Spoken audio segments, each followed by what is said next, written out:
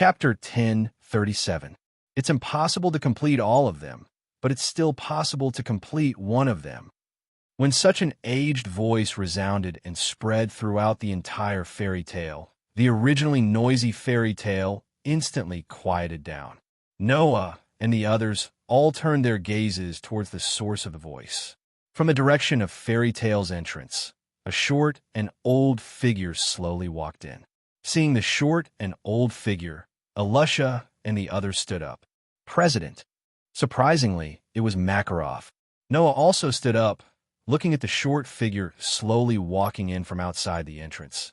He couldn't help but call out, "Grandpa Noah." Makarov looked in Noah's direction and suddenly smiled. "You're back? How's the mission?" "Yes, although it took some time, it was successfully completed."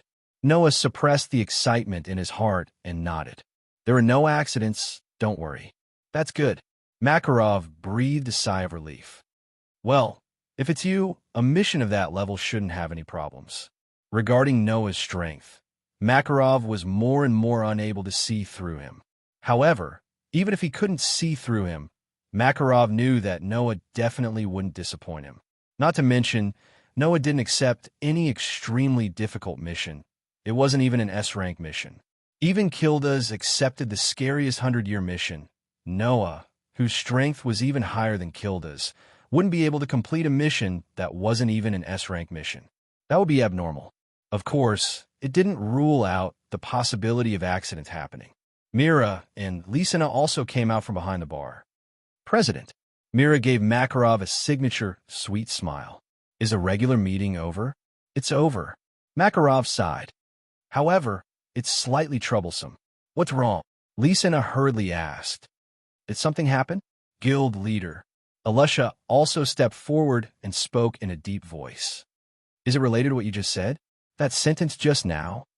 Lucy swallowed her saliva and asked fearfully, "Don't tell me they're really planning to crusade against the 3 dark guilds of the Baram Alliance?" Noah also remembered what Makarov had said when he came in. He also looked at Makarov.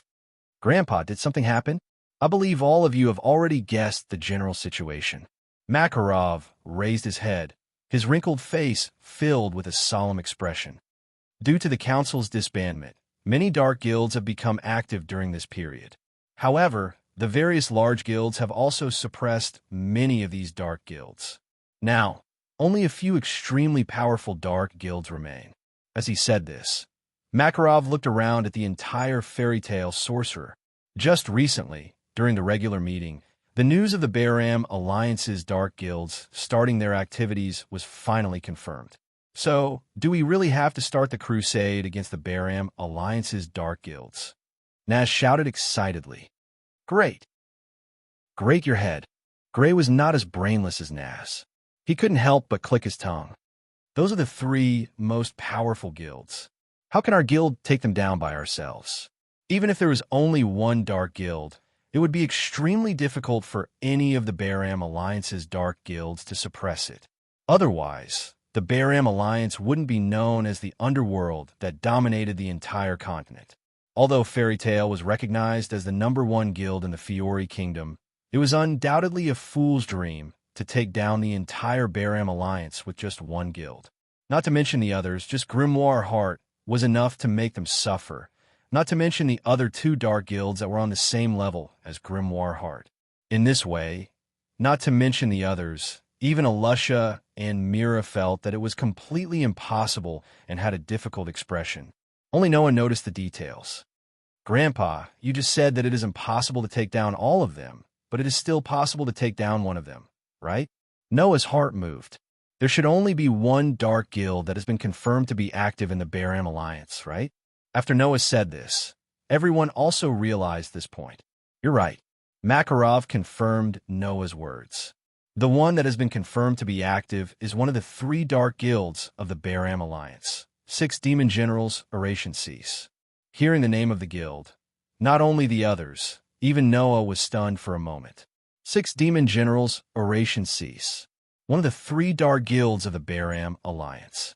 Just like Grimoire Heart, Grimoire Heart was one of the strongest guilds in the Dark Guild. However, this Dark Guild was different from the average Dark Guild, and even the Light Guild. It was said that in this dark guild, there were only 6 members in the entire guild. There were even rumors that the guild master of this dark guild once declared that he would not accept any more members. Therefore, it was called 6 Demon Generals Oration Cease. Of course, to be called one of the 3 strongest dark guilds with only 6 members, one could imagine how strong those 6 members were. In this regular meeting, the various large guilds have already reached a consensus. They all believe that this is a good opportunity to eradicate one of the 3 dark guilds of the Baram Alliance, Makarov said in a loud voice. Therefore, we have decided to form an alliance and crusade against 6 demon generals, Oration Cease. Alliance? Noah said in surprise. Alliance? Mira, Alusha, and the others were also surprised. After all, the enemy this time is one of the corners of the Baram Alliance. If we carry out the crusade alone, firstly, it is very likely to cause heavy casualties. Secondly, even if we succeed, we may be targeted by the Baram Alliance alone. It is very dangerous. Makarov shook his head. Therefore, we must form an alliance and have Fairy Tale, Blue Pegasus, Lamia Scale, and Cat Shelter, these 4 major guilds jointly crusade against 6 demon generals, Oration Cease. Fairy Tale, Blue Pegasus, Lamia Scale, Cat Shelter.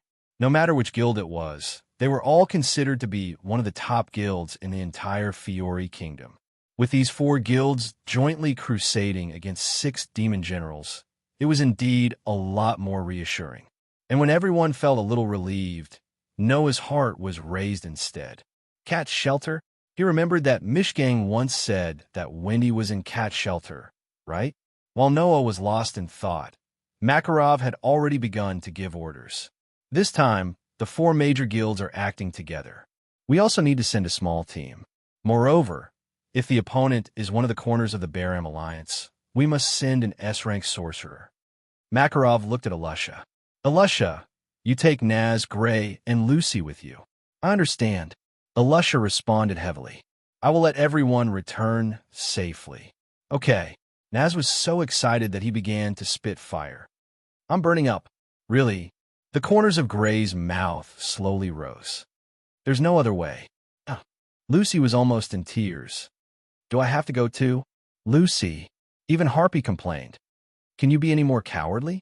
At this time, Noah raised his head and said to Makarov, Grandpa, let me join too. Chapter 1038. Grandpa, let me join too. When these words came out of Noah's mouth, all the attention of Fairy Tale immediately focused on Noah. Noah. Mira was stunned. Big brother Noah? Lisana also looked at Noah in a daze. You want to join too? Even Makarov was slightly stunned and then hesitated. It wasn't that Makarov was worried that something would happen to Noah. Everyone already knew what kind of strength Noah had.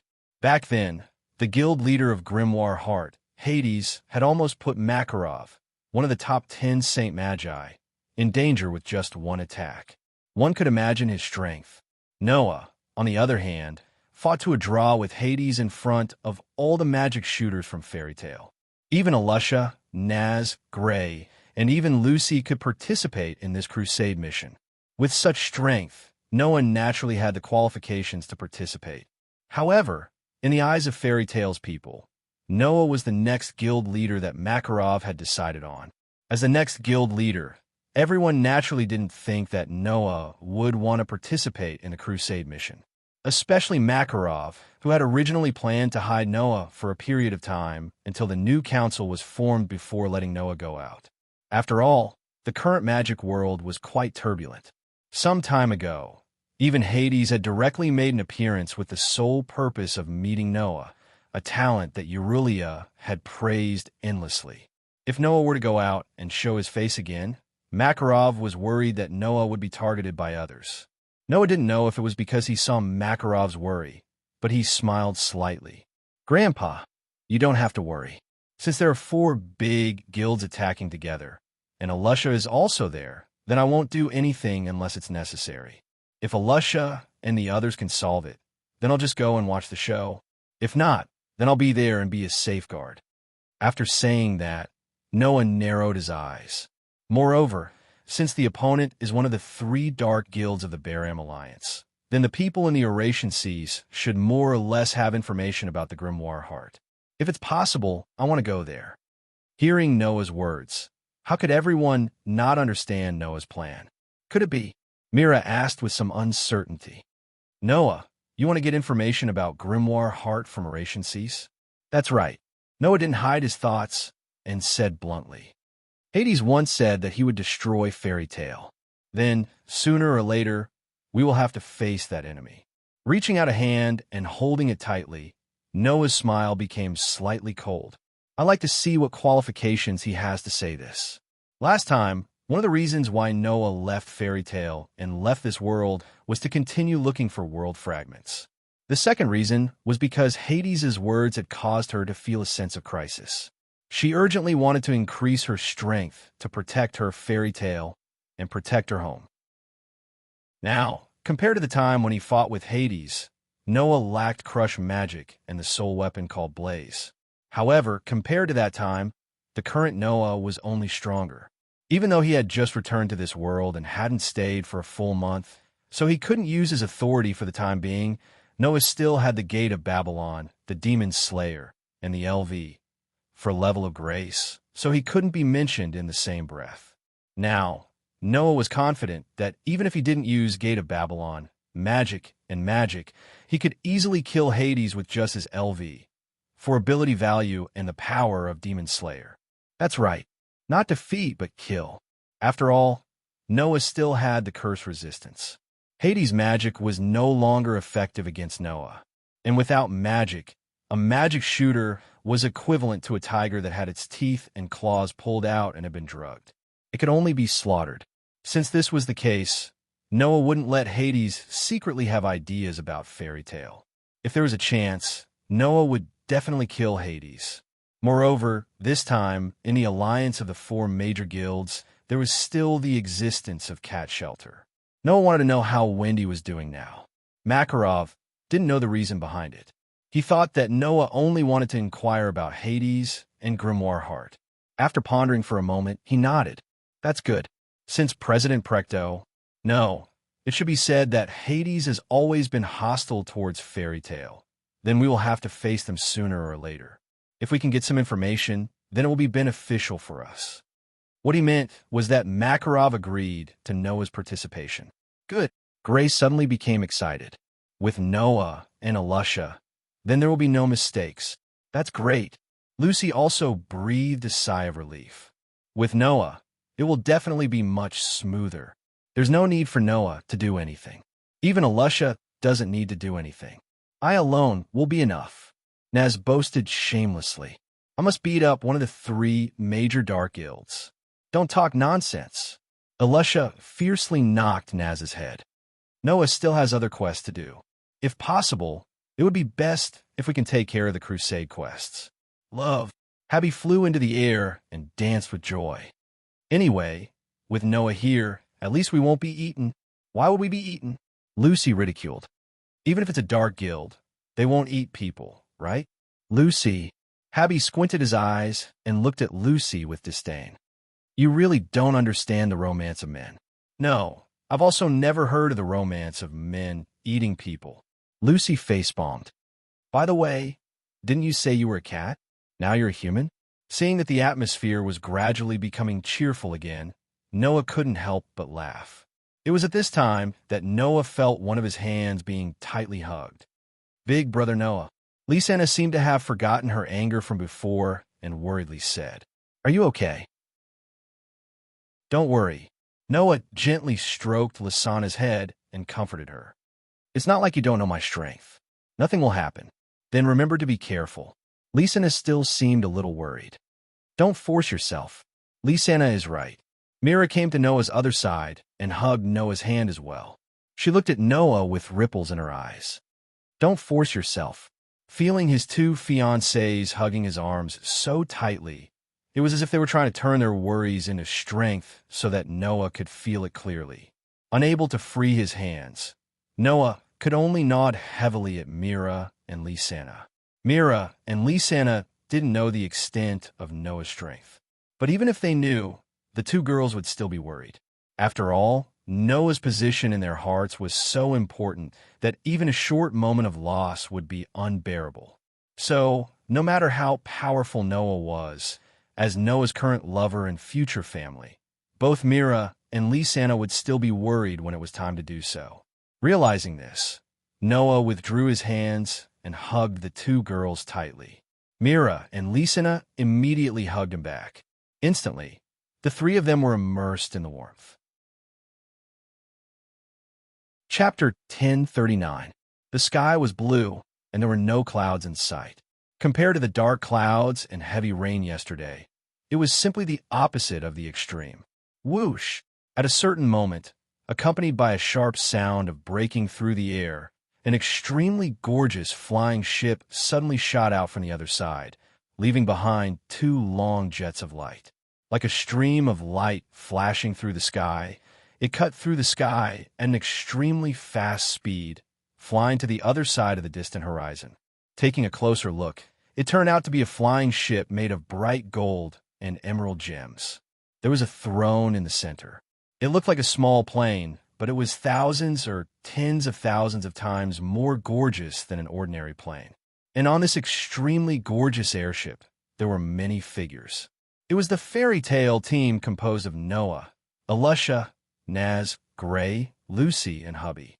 They were about to participate in the crusade against the 6 demon generals, Oration Cease. Undoubtedly, the airship was flying at a speed that could even match that of a fighter jet. Noah and his party, who were riding on the gorgeous airship, didn't feel any strong pressure or wind at all. It was as if they were on flat ground. Only their hair was fluttering in the wind, which looked incredible. In fact, Alusha, Lucy, and Gray were really in a state of disbelief.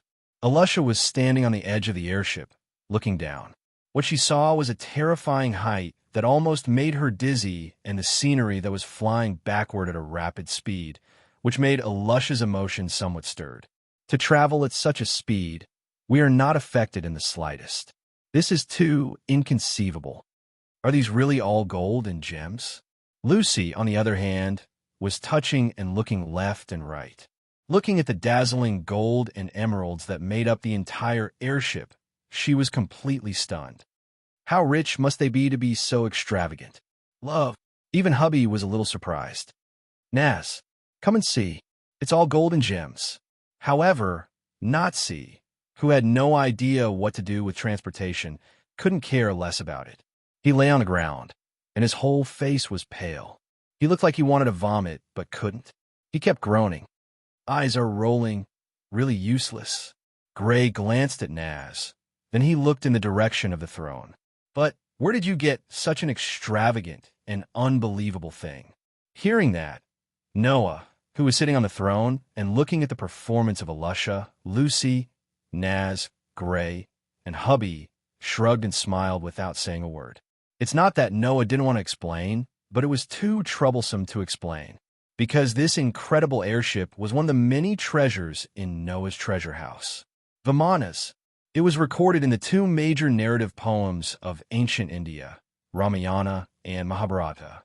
It only existed in ancient Indian myths and legends. It had the ability to travel in the sky. It had a strong body like a huge bird. Most of the materials were pure gold and precious gems. It was driven by solar energy generated by mercury-driven sun crystals. It could ignore the laws of physics and fly at high speed. To put it simply, this was a treasure that was no different from a fighter jet. Riding on this treasure, not only could it fly freely in the sky, but it could also move freely in the boundless ocean. Even on this airship, it was equipped with various treasure systems and even equipped with excellent weapons, such as ancient nuclear warheads. It had extremely powerful attack power. Therefore, it was not an exaggeration to call this airship treasure named Vimanas a fighter jet. Of course, in terms of practicality and destructive power, this Vimanas was far stronger than the average fighter jet. However, Noah wasn't using it for battle at this moment. He was only using it for traveling. It had only been less than an hour since they departed from Fairy Tale. An hour ago, Alusha and the others who had packed their luggage found Noah. They discussed with Noah about what kind of transportation they should use to get to the rendezvous point. Then, there was no then. In the end, Noah took out the Vimanas. Alusha and the others were dumbstruck. He invited everyone on board and rushed to the rendezvous point as fast as possible. Taking out the map, Noah looked at the rendezvous point marked by Makarov. It was the place marked with a cross on the map. He said to Alusha, "This rendezvous point seems to be prepared by Blue Pegasus, right? It seems to be a villa owned by the guild leader of Blue Pegasus." Alusha walked over and laid on Noah's body without any scruples. She used her heavily armored hand to point at the area marked with a cross on the map. This area is all forest. We also call it the Sea of Trees. It is said that Oration Cease is active in this area. The guild leader of Blue Pegasus happens to have a villa in this Sea of Trees, so he provided it for us to use.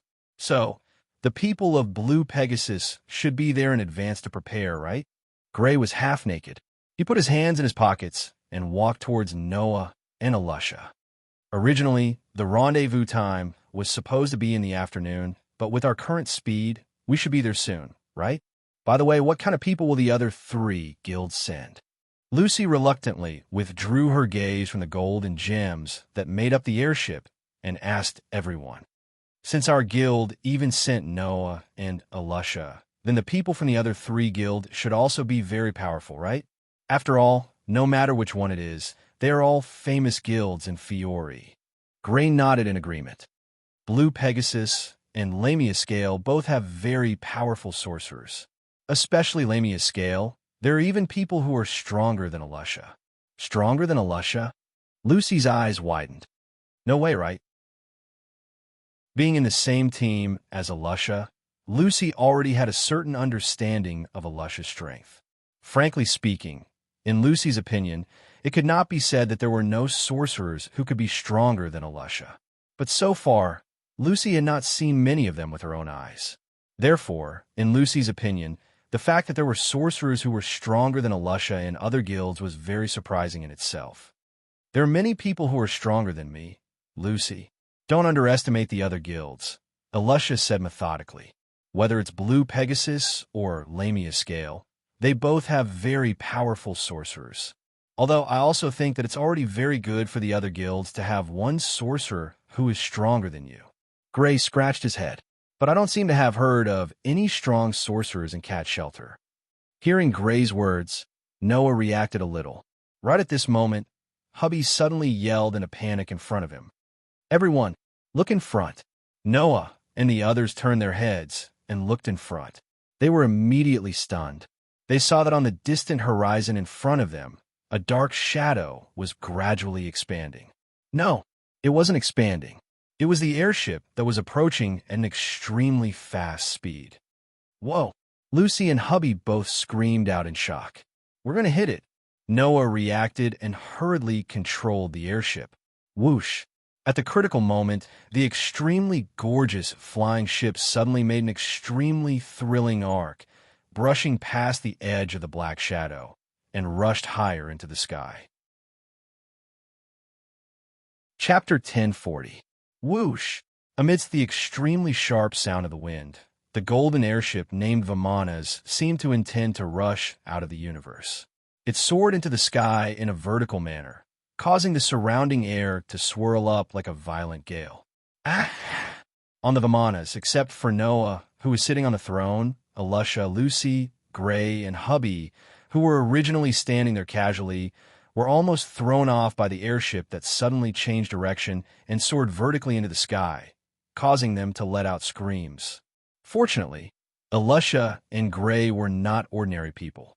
When the Vimanas soared vertically into the sky, they immediately reacted and laid down on the deck, tightly grabbing onto some of the protruding edges, preventing them from being thrown off. Naz! Hubby immediately spread out a pair of wings and flew directly onto the Vimanas, grabbing onto the defenseless Naz. However, Hubby just happened to grab onto Naz's scarf, causing Naz, who was already pale due to the transportation, to turn ashen, and he almost foamed at the mouth.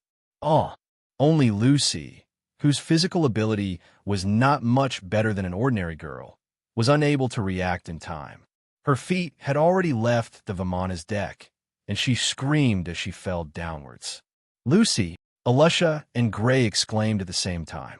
Why am I the only one? Lucy, on the other hand, let out a tearless cry. Her whole body flopped a few times as if she was swimming in water. Unfortunately, it was of no use. Just as Lucy was about to fall off the Vimana's deck and be thrown off, a hand suddenly reached out from the throne and grabbed onto Lucy's hand. Lucy, who thought she was completely done for, raised her head and looked at Noah, who was sitting on the throne, tightly grabbing onto her hand, and cried out. No! Noah did not have the spare energy to respond to Lucy's words. He was trying his best to control the Vimanas, making it turn around. Whoosh! In the sky, the golden airship drew a perfect arc, and from a vertical state, it suddenly turned around, causing friction with the air, and in the whistling sound of the wind, it turned straight. After that, the golden airship, named Vimanas, slowly came to a stop and hovered in midair, no longer moving. Ha! Ha! Ha! Ha!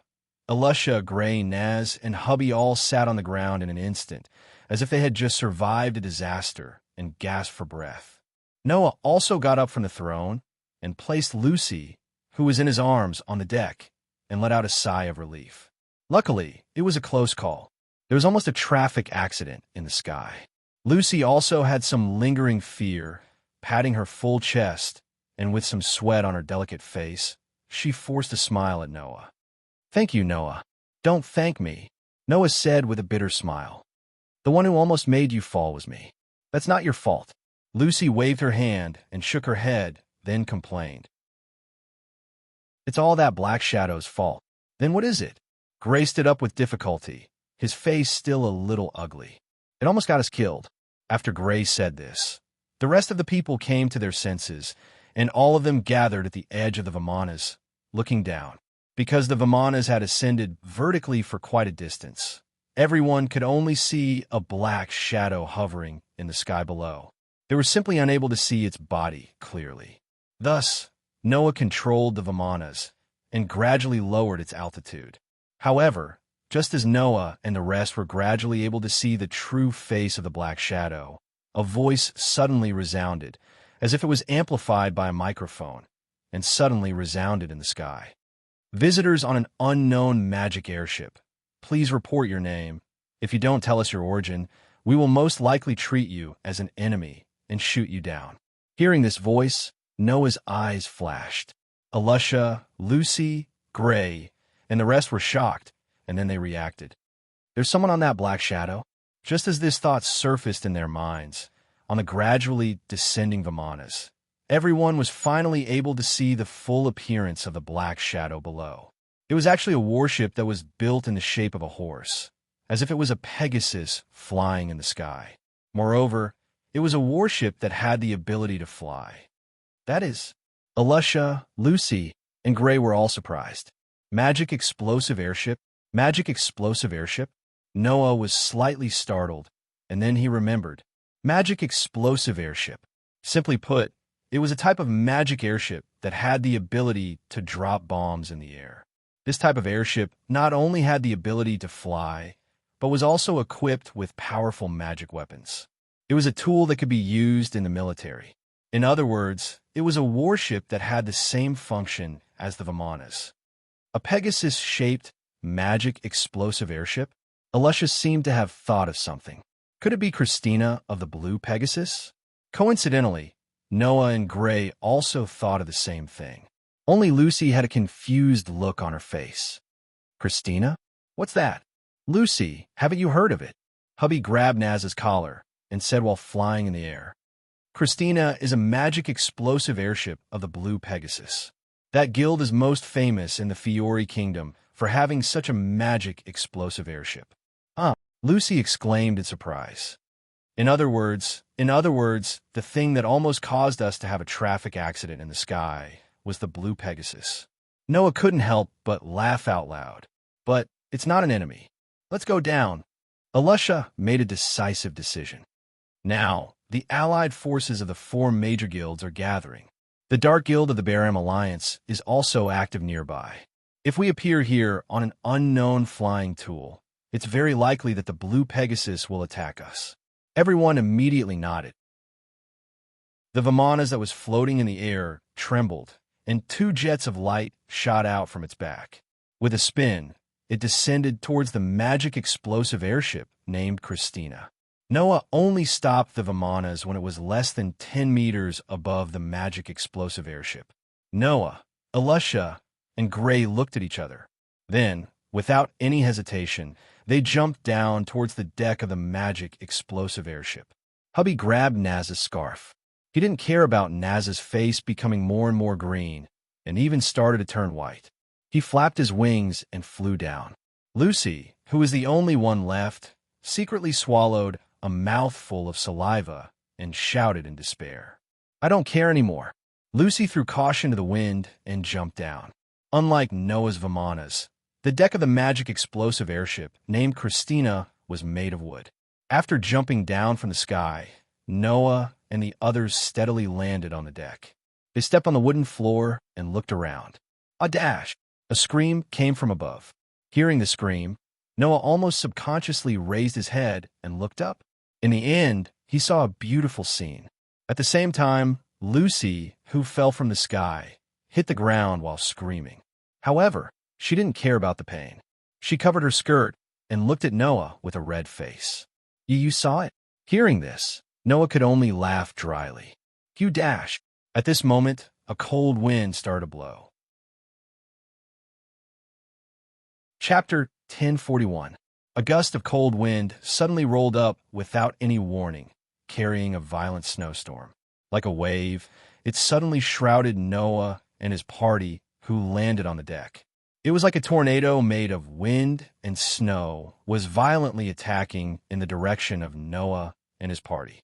Danger! Elisha reacted first. With a leap, she protected Lucy, Habby, and Naz, who was still dizzy behind her. Gray simply took a step forward. Instead of retreating, he charged forward. His body suddenly surged with a burst of cold air that was even denser than the ice and snow tornado. Under Gray's control, it gathered in his hand. "Even if it's snow, freeze it for me." In Gray's shout, the amazing coldness burst out from his raised palm, turning into bursts of turbulence that swept towards the violent snowstorm. Kacha, kacha, kacha. Suddenly, the snowstorm swept by the cold air from Gray's hand began to freeze. After a while, it condensed into ice dregs and fell to the ground. Seeing this scene, Noah, who was guarding at the back, was surprised. Gray actually froze the snowstorm? Moreover, looking at the degree of magic power surging around Gray's body like a storm, it was clearly stronger than before. It seems that in the month when Noah left this world, Gray seems to have been tempered in the long crusade mission like Elisha and become stronger than before.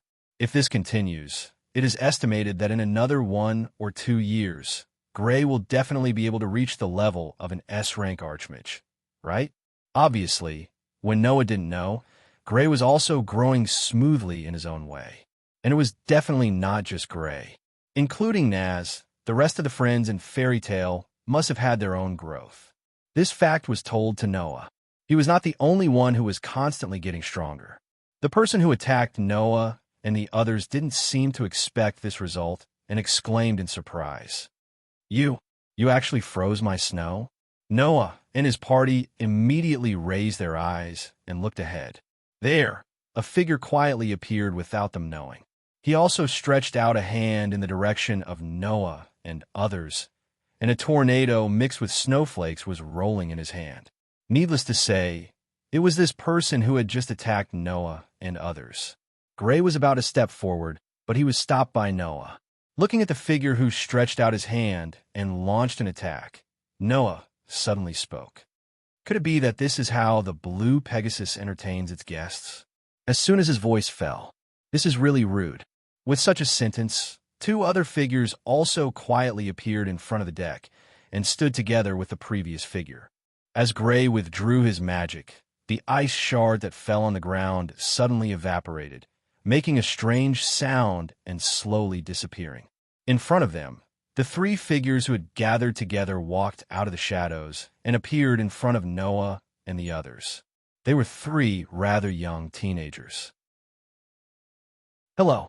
The young man standing in the middle bent down, as if inviting a woman to dance, appearing very polite. "I am Xiang of Blue Pegasus. Please allow me to introduce myself." The short young man, standing on the left, also bowed. "I am Ivan of Blue Pegasus. Although you came uninvited, we still have to give you a little welcome." The dark-skinned young man, standing on the right, crossed his arms, but his movements did not lose their elegance, and said with closed eyes, "I am Lotus of Blue Pegasus." The three Blue Pegasus magic shooters who introduced themselves one by one, as if they were acting in a stage play, and as if acting cool was an instinct, they simultaneously revealed a handsome smile to Noah and the others. It had to be said that these three Blue Pegasus magic shooters indeed had good looks. Although their movements seemed to have some unnecessary postures, there was a kind of sparkling feeling. It was believed that some pure and innocent girls would be very fond of this type of man, right? For example, Lucy. So handsome.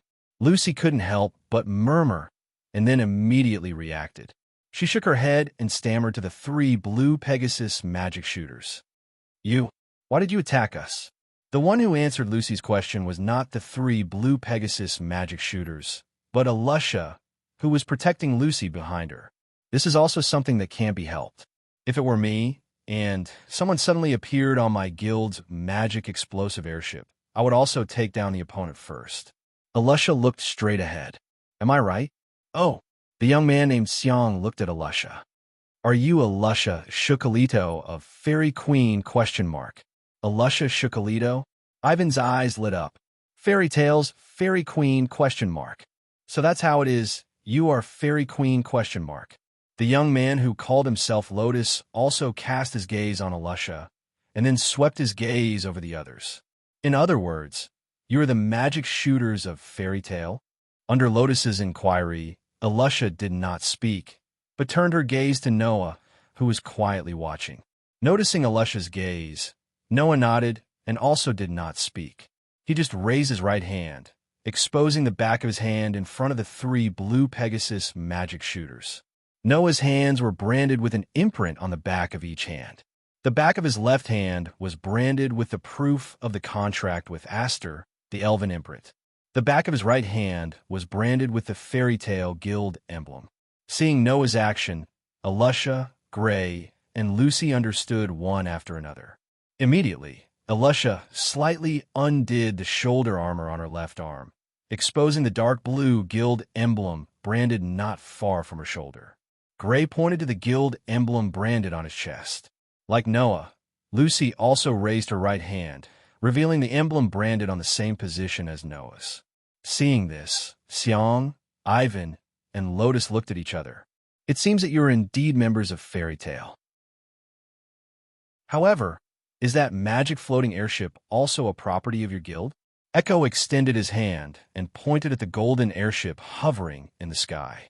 "We've never heard of such a thing in Fairy Tale, have we?" Hearing Xiang's words, Noah smiled faintly. "That is my personal item. It has nothing to do with Fairy Tale."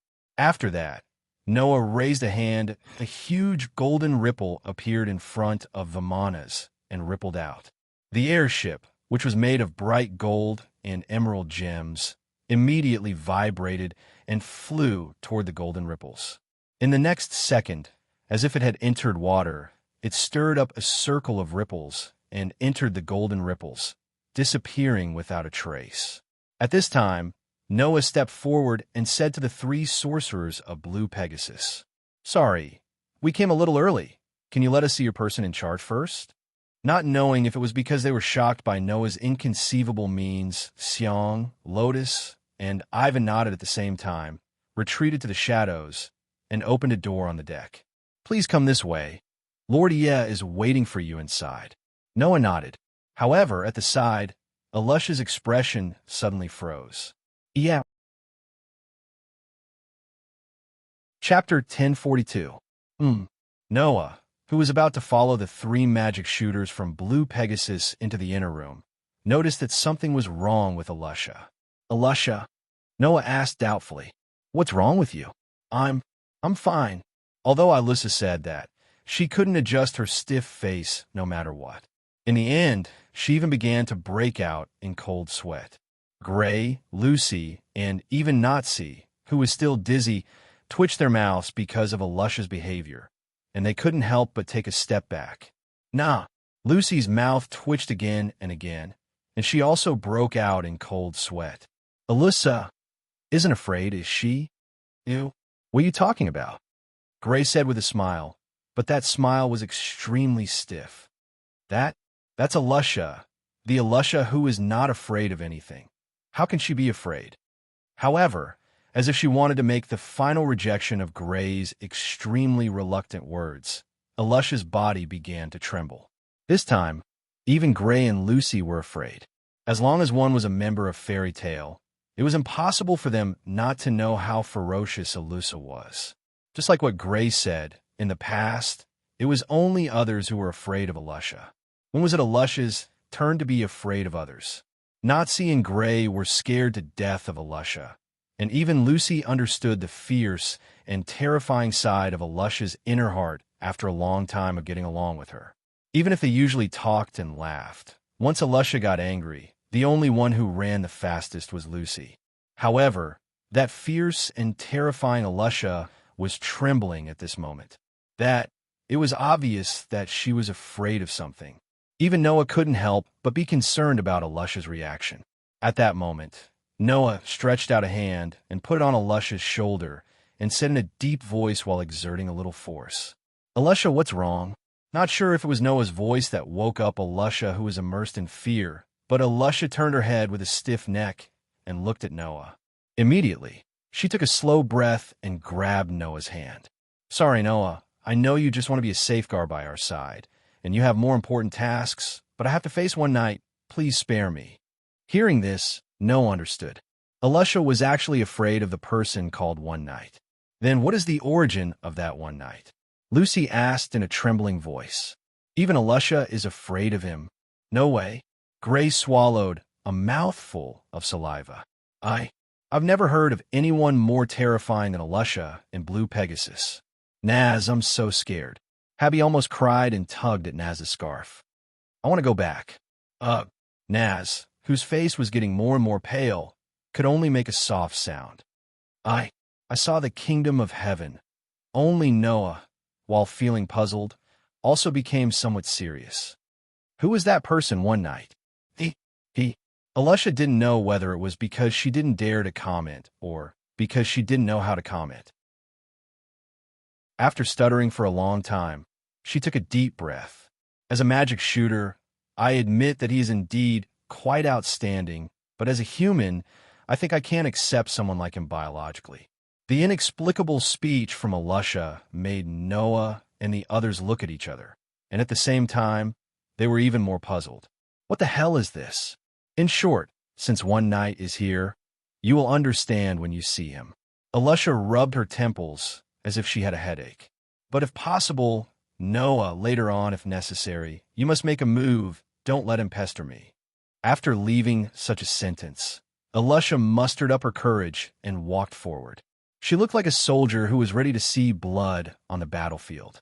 Noah was really starting to be curious. In Blue Pegasus, there was actually a magic shooter who could make Alyssa show such an expression and performance. It seemed that the people sent by Blue Pegasus to join the alliance were a bit amazing. Noah, who was holding this thought, didn't know. 3 minutes later, he realized how foolish and naive he was at this time. Naive to the point that Noah wanted to strangle himself at this time. Under the lead of the 3 magic shooters of Blue Pegasus, Noah and the others walked into the interior of the magic explosive airship named Christina and came to a room that looked like a bar. After walking in front, Xiong, Lotus, and Ivan entered the room. Their attitude immediately changed from pretentious to respectful. They bowed in the direction of the bar and saluted. "Lord One Night, the people from Fairy Tale are here." After saying that, a voice sounded. Fairy Tale? It was a voice that only a mature man with a very magnetic and charismatic voice could have. That magic airship just now belongs to Fairy Tale. Accompanied by such a voice, from the direction of the bar, An unusually tall and handsome figure holding a wine glass full of red wine walked out. Seeing that figure, Alusha, who had previously mustered up a lot of courage, directly twitched the corner of her eyes. Her entire delicate body stiffened, and she couldn't move at all. Seeing Alusha like this, Gray and Lucy's hearts began to beat faster, and they stared at the figure closely. That's the person that even Alusha is afraid of? Gray and Lucy were completely nervous. Even Noah narrowed his eyes slightly, watching the figure slowly walking out of the darkness. However, as time passed and the figure got closer and closer, Noah, Gray, and Lucy all felt that something was wrong, because the figure of the figure was actually shrinking bit by bit. In the end, it even became as short as a child. At this time, Noah noticed that figure only looked tall and handsome under the effect of the light. Then, as the figure got closer, the effect of the light began to disappear. In the next moment, the owner of the short figure was exposed in front of Noah and the others. Oh! With an extremely magnetic and charming voice, the owner of the voice was a man who was less than 5 meters tall.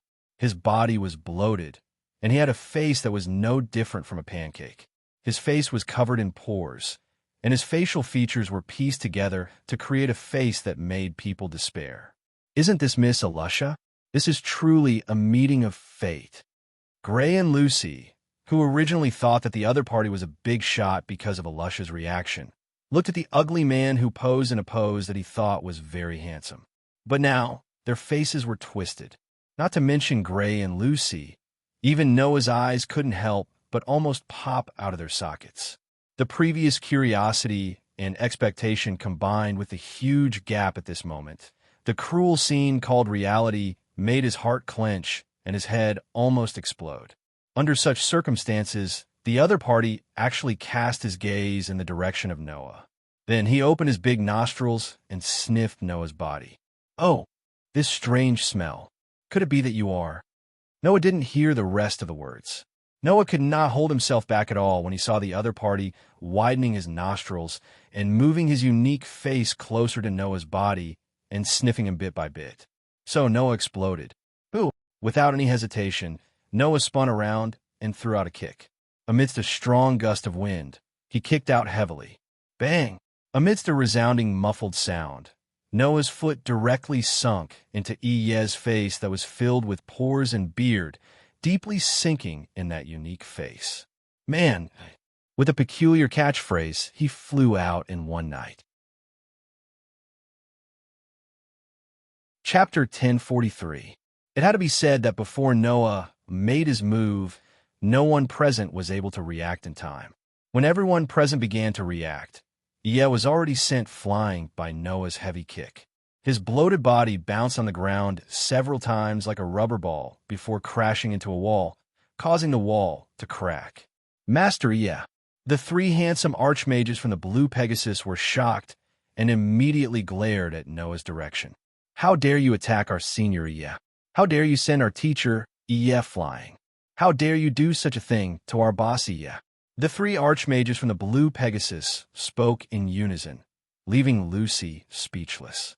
Just a moment ago, they were calling him master, and now they were calling him senior, teacher, and boss. Is it the person in charge of you? Noah's face was ashen as he showed a fake smile to Xiang, Lotus, and Ivan. So the person in charge of the Blue Pegasus has a hobby of sniffing people he just met? That's not a hobby, Xiang corrected him righteously.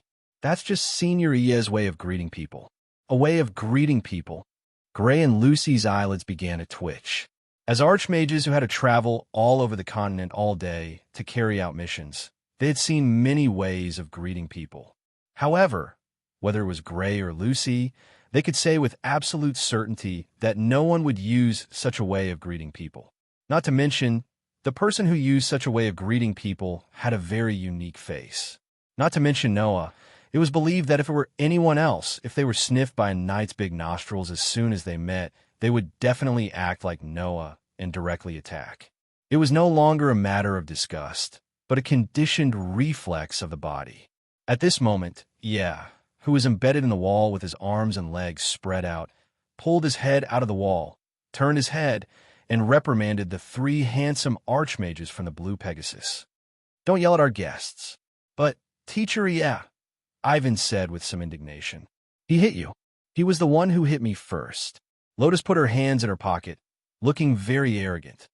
"It's fine if he was hit by a woman, but the other party is a man." "Bossy, yeah, we can't just let it go." Hearing this, the members of Fairy Tale really wanted to chime in on the conversation. Just let it go when he was hit by a woman? How could he be so immoral? On the contrary, E acted as if nothing had happened. He straightened his collar and said in a serious tone, "Don't say that. Maybe that's his way of greeting. We can't be so rude." Hearing this, Noah almost couldn't control his body and fell to the ground. It's fine if he looks so unique, but if even his personality and thoughts are so unique, it's no wonder he can create such a character. The world is really big, and there are all kinds of strange things. Just as this thought appeared in Noah's mind, E stared at Noah and spoke in a voice that didn't match his appearance at all. "Besides, if that Noah Dole really wanted to hit me, I wouldn't be able to stand up." "Noah Dole?" Xiang, Lien, and Ivan were stunned at the same time, and then they all looked at Noah in surprise. "He's that Noah Dole?" In this world, Noah was considered to be quite famous. There were 3 reasons. One of the reasons was because Noah was Makarov's grandson. As a senior among the 10 great Saint Magus Masters, it was likely that no one would not recognize the fairy tale Makarov. As the grandson of Makarov, Noah was destined to be famous when he inherited the surname of Dole. The other reason was a piece of news that had recently spread throughout the entire continent. The guild leader of the Phantom Lord, who was once on equal footing with Fairy Tale and had the ability to compete with Fairy Tale for the position of the #1 guild in the Kingdom of Fiore, was killed by Noah. Another one of the 10 Saint Magi, Joseph, had been killed by Noah. To be more precise, it was the news that the guild leader of the Phantom Lord, Joseph, was killed by a golden wolf under Noah's command. This news had long been known to everyone. At that time, Noah was even called by the council because of this matter. One could only imagine how big of a commotion this matter had become. As a result, Noah's reputation was even greater. Then, there was another reason. That famous cover girl, the fiancée of Mira Jenny Strauss? Mira looked at Noah with a scrutinizing gaze. "I didn't expect it to be such a man." If it was said that Makarov, who was one of the 10 great Saint Magus Masters as long as he was a mage, he would definitely know about him. Myra's reputation was something that even ordinary civilians had to know about. There was no other reason. In this world, Mira had always been at the top of various magazine covers and rankings to evaluate women's charm. She had never fallen to second place. Therefore, in terms of popularity, Mira was definitely greater than any of the 10 great Saint Magus Masters. She was simply like a national idol. Among the single and even married men, at least 80% of them were intoxicated by Myra's beauty. Even women had to fall in front of Myra's popularity. To put it bluntly, Mira was another meaning of Liana Subble. When such a popular idol got married to Noah 1 or 2 months ago, on the mainland, it was unknown how many people cried directly. As a result, even if Noah didn't want to be famous, it would be difficult, especially for pretentious handsome men like Mira, Lien, and Ivan, a beautiful girl that they couldn't help but praise. It was difficult for them not to know about the existence of Noah. Seeing that the 3 handsome mages of the Blue Pegasus were looking at him with scrutinizing and envious eyes, Noah's eyebrows slightly raised, and then he cast his gaze on Iya. "You're called Iya, right?" "That's right." Iya stood on tiptoe as if dancing, making a narcissistic posture. "I exist for thousands of girls, Iya. Why don't I just call you Iya?" Noah resisted the urge to turn around and leave as he asked, "How's the gathering of the Alliance?" When it came to business, Iya's face became serious. "We are now on our way to the gathering point. Because we encountered an unknown magic airship on the way, we stopped. But we didn't expect it to be the airship of the fairy tale. Since you, as the host, haven't arrived yet, that means that the people from the other 2 guilds haven't arrived yet, right?" Noah said, "If possible, I hope we can gather as soon as possible to complete the mission." As soon as possible. Iya was stunned. Is there a need to be so anxious? This time, we don't only have the mission to suppress the Baram Alliance's Dark Guild. We also have another mission to complete. Noah shook his head. So, if possible, I hope we can start a bit earlier. Is that so? E rubbed his wide chin and nodded. Although I'm curious about the other mission, since you said so, then we'll hurry over as soon as possible. After saying that, Iya ordered Mira, Lien, and Ivan. From now on, go full speed ahead. Yes. Mira, Lien, and Ivan stood at attention and rushed out of the room. Thus, the magic explosive airship named Christina immediately sped up and flew toward the gathering point of the Allied forces. Chapter 1044. To be honest, in terms of speed, Blue Pegasus's magic explosive airship was extremely slow compared to Noah's Vimanas. If one had to make an analogy, if one were to compare Noah's Vimanas to an airplane, then even if Blue Pegasus's magic explosive airship could fly, its speed would be about the same as a normal horse carriage. Therefore, if one's goal was to rush for time, then it would be better to take the Vimanas instead of the Blue Pegasus magic explosive airship. However, Noah's goal was not to rush for time, but to quickly gather the allied forces of the 4 major guilds so that they could take action against Oration Cease. Near the Sea of Trees where the 6th demon general, Oration Cease, was active, there was the villa of the Blue Pegasus president. That was the gathering point of the allied forces of the 4 major guilds. As the host, the Blue Pegasus obviously had to arrive at the rendezvous point in advance to make some preparations. Furthermore, this time, because Blue Pegasus was the one who discovered the 6 demon generals' activities in time, Blue Pegasus also had some information about the 6 demon generals' Oration Cease. Therefore, it was reasonable for the Blue Pegasus to arrive at the rendezvous point ahead of time. Because Noah's group had directly taken the Vimanas to travel, while the Blue Pegasus was still rushing to the rendezvous point, Noah's group had caught up with the Blue Pegasus from behind. In other words, unless the other 2 guilds were like Noah and had extraordinary means of transportation. Otherwise, it would be impossible for it to be faster than the Blue Pegasus. So, even if you're anxious now, if the people from the other 2 guilds haven't arrived yet, then the mission can't start. On Christina's deck, one knight, who was wearing a white suit but could not hide his short and bloated figure, nor could it hide his extremely unique face, posed strangely in a self-proclaimed handsome manner and pointed in Alusha's direction. If Miss Alusha is really bored, why don't you admire the fragrance of the sky with me? I refuse. Alusha felt goosebumps all over her body.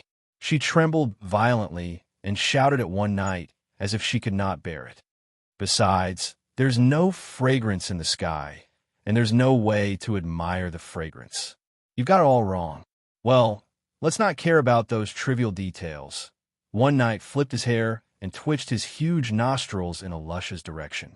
Why don't you let me admire your fragrance? As one knight said this, he sniffed in Alusha's direction with his huge nostrils, just like when he was talking to Noah. Alusha's body trembled, and she threw a punch without any hesitation. Don't come near me. The cannonball-like fist hit one knight's huge nostrils with a bang. Man, 2 streams of blood suddenly spurted out of one knight's nostrils, and his entire body flew out in a perfect parabola. Like a large piece of trash, he smashed onto the deck not far away. After moving a few times, he calmed down. Ha! Ha! Alusha panted heavily with a look of lingering fear. Seeing this scene with their own eyes, Gray and Lucy looked at each other and smiled at the same time. Sure enough, Gray's expression was stiff. Alusha is more terrifying. I feel the same. Lucy glanced at one knight lying on the deck, and her delicate body trembled violently. However, I can understand why Alusha is afraid of that person, Love. Even Habby became a little weak and said this. I heard that when the major guilds gathered in the past, Alusha went with the president and saw one knight there. One knight seems to have fallen in love with Alusha at first sight since then, and he has been pestering Alusha. In other words, Iya has taken a liking to Alusa. Gray looked at one knight strangely, and there was a trace of pity in his eyes. He actually likes Alusha. He really doesn't want to live anymore. Ah! Lucy laughed dryly and didn't say anything. In fact, from appearance alone, Alusha was definitely the top of the top, a real beauty. Otherwise, Alusha wouldn't enjoy the title of Fairy Queen. However, Alusha's character was quite tough and extremely violent. If it was an ordinary person, she would be violent.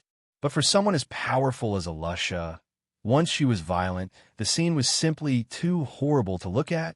It was also for this reason that so far, those who pursued Alusha have all hit a wall. And it was the kind that hit hard. Knowing the reason, coupled with his extreme fear of Alusha, it was no wonder that Gray would make such a statement. On the side, Noah, who heard the conversation between the group of people, could only secretly feel a burst of laughter in his heart. Indeed, whether it was one night's appearance, personality, or values, there was a taste that people didn't dare to compliment. However, Alusha also said that in terms of magic, One Night was a great magic shooter. In this regard, Noah was still looking forward to it. Just as the group of people were making a ruckus, a voice interrupted everyone's playfulness. Master One Night. Echo came out of the driver's cabin. When he was about to say something, he saw One Night lying on the ground and exclaimed, "What's wrong with you?" As soon as Echo's voice sounded, One Night, who was lying on the ground without moving, jumped up and made a post. "I'm fine. Look at you in a hurry. Is there something wrong?" "Yes." A voice rang out and stood at attention. Like a messenger, he spoke respectfully. "Just now, the guild sent a message saying that one of the other two guilds has arrived at the rendezvous point ahead of time." "What?" One Night raised his eyebrows. "The other guilds have already arrived at the rendezvous point?" "Yes." Echo also felt a little embarrassed. Although I don't know what kind of method they used, they did arrive first. "That's really embarrassing." One Night clenched his fist and looked indignant. "We were supposed to welcome the people from the other guilds, but they caught up with us first, and then they arrived at the rendezvous point ahead of us. This is really a big mistake." After saying that, One Night put his index and middle finger together and pointed at Echo. "Which guild was the first to arrive?" Echo immediately answered. The first to arrive was the people from Cat Shelter. This sentence made Noah, who was quietly listening at the side, raise his head. "Cat Shelter?" he asked in confusion. "How many people came? Who are they?" "That." The voice suddenly became hesitant. It said that only one person came. Only one person? One Night was stunned. Only one person? Alusha and the others were also stunned. Only Noah's heart skipped a beat. He asked without hesitation, "Who is that person? We haven't heard of her either." Echo hesitated for a moment and finally answered truthfully. "But it seems to be just a little girl." Noah's eyes suddenly flashed. Could it be Noah, who had an idea in his mind, couldn't sit still and stood up directly? "I'll go and take a look first." Without giving Alusha and Gray time to react, Noah suddenly jumped down from the magic explosive airship. In the next second, accompanied by a burst of golden light, the golden arc suddenly shot out and flew to the other side of the sky. Chapter 1045. Shio! The sharp sound of something breaking through the air was incessant, causing the originally peaceful sky to seem as though it had been disturbed, causing waves of turbulence in the air. The entire body of the ark was a resplendent gold and beautiful emerald green. It was like a flying bird, and like a golden meteor, it flashed across the sky and flew forward at an extremely fast speed.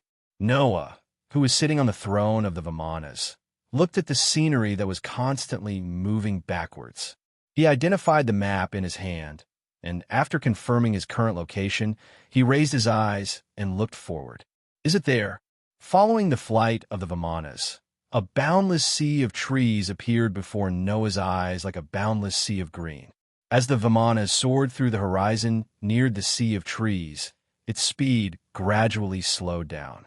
Only when it reached the edge of the sea of trees did it come to a complete stop as it hovered in midair. The Villa of the Blue Pegasus is somewhere around here, right? Under Noah's control, the flying relic named Vimanas started to slowly rotate around the surroundings. It was just like a flying bird that was slowly circling the area. Not long after, Noah finally saw it. Not far from the ocean of trees, there was a villa located in the suburbs. Seeing the villa, Noah's eyes lit up. It's there. The moment he finished speaking, the vimanas flying in the sky immediately turned and flew towards the direction of the villa. Only when it was above the villa did it slow down and descend. Noah, who had jumped down from the vimanas, landed steadily on the ground and looked forward. It was a villa that was no different from an ordinary mansion. It did not have overly luxurious decorations, nor did it have an overly exaggerated appearance. It was just an ordinary villa. However, at this moment, the villa's door was wide open. From where Noah was looking, he could still see it clearly. In the villa, in the hall on the first floor, there was a figure standing there. Noah's heart began to beat wildly. Although he could not see the full appearance of the figure, Noah's outstanding sensing ability allowed him to feel a familiar aura that he had not felt for a long time. Xiang had mentioned before that there was only one sorcerer from the cat shelter. Moreover, it was a little girl. From then on, Noah had been guessing whether the other party was the person he knew. Now, his guess had finally been confirmed. Lifting his feet, Noah could not help but walk towards the villa. When Noah arrived at the villa's door, in the villa, a tender and cute voice echoed. "Why is no one here yet?" Her voice faintly carried a feeling of weeping, causing one's mind to immediately conjure up the scene of a cute little girl using a pitiful expression to say these words. After his voice faded away, another voice filled with helplessness rang out. "You have asked this question several times, so didn't I tell you not to come so quickly?" But the tender and cute voice began to have a little timidity. "I want to see Big Brother Noah as soon as possible." Hearing this sentence, the other voice was a little angry. "This sentence again. You always talk about Big Brother Noah and Big Brother Noah. Didn't I tell you before that although there are people from Fairy Tale participating in the alliance, it might not be your Big Brother Noah?" Ah! As if there was no way to refute this sentence, the owner of the tender and cute voice was speechless. Hearing this, Noah's fluctuating heart calmed down, and a smile hung on his face. Not knowing if it was because they sensed Noah's presence, the person in the villa turned around and looked in the direction of the door. Only then did Noah see the full appearance of the figure he saw outside. It was a young girl. She was only around 13 or 14 years old and was about 150 centimeters tall. She was a petite girl who wasn't even 150 centimeters tall. Of course, although the young girl was petite, her appearance was very cute. Not only was she wearing a blue and yellow dress, but she also had a delicate and pitiful atmosphere, which would definitely make people subconsciously have feelings of love for her. The most eye-catching thing was the long dark blue hair of the young girl. Like a waterfall, it was vertical, reaching the waist, very elegant dark blue hair. Seeing that dark blue waist-length hair, Noah seemed to be able to see the little girl with dark blue shoulder-length hair, and his eyes fluctuated. When Noah was observing the other party, the petite young girl also cast her gaze on Noah. Then a doll-like cute and delicate face completely froze. Noah could see it. In the young girl's eyes, there were emotions of surprise, confusion, doubt, and disbelief. In addition to these emotions, there was another emotion that occupied almost all of that pair of beautiful big eyes. That is excitement. Looking at Noah, who appeared in the direction of the door, the young girl clenched one hand in front of her body, as if she saw a close family member, but she was a little uncertain, timid, and pitiful that she couldn't go forward to greet him.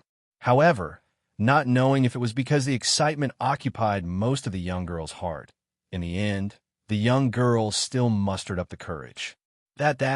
Excuse me, you are."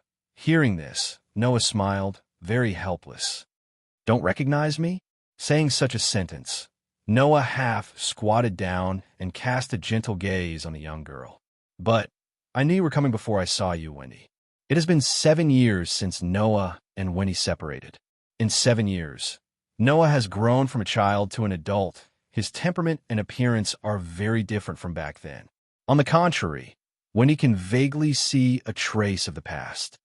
But you have also grown up." Hearing Noah's voice, the young girl Wendy's eyes finally filled with excitement. Big Brother Noah, like a fledgling returning to its nest, Wendy suddenly pounced in Noah's direction, buried her head, and dove into Noah's embrace.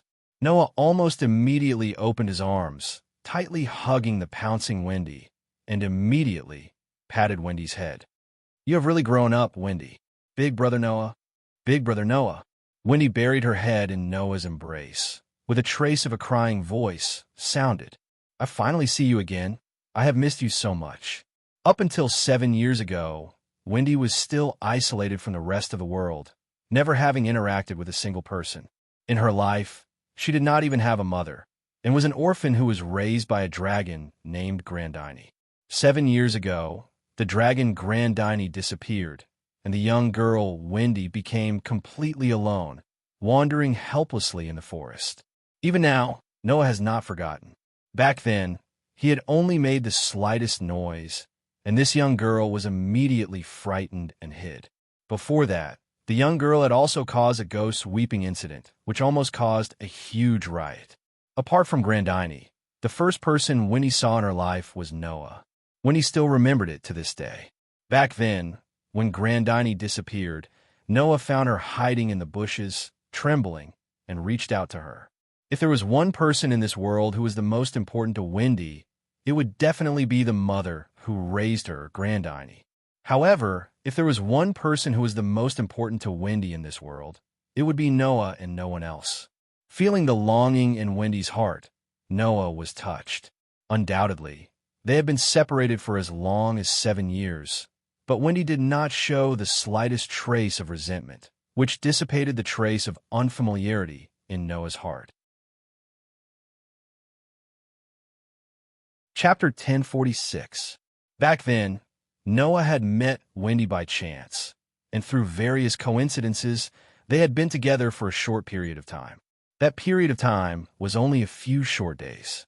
Although those few days were unforgettable for Noah, Noah had only treated Wendy as a cute little sister, and had never thought of interfering with her life. Otherwise, after knowing that Wendy had been placed in the cat shelter by Mishgang, Noah would have gone to find her long ago. The reason why he hadn't done so was because he thought that the short few days of interaction back then was only a small interlude to Wendy. After 7 years of tempering, it should have long been forgotten. Who would have thought that when they met again, Wendy's attitude hadn't changed in the slightest compared to 7 years ago? Instead, because of the long time she had missed Noah, she longed to meet him even more. Noah really didn't think that he was still so important to Wendy. Therefore, when he felt Wendy hugging him tightly and crying tears of joy, Noah was really touched.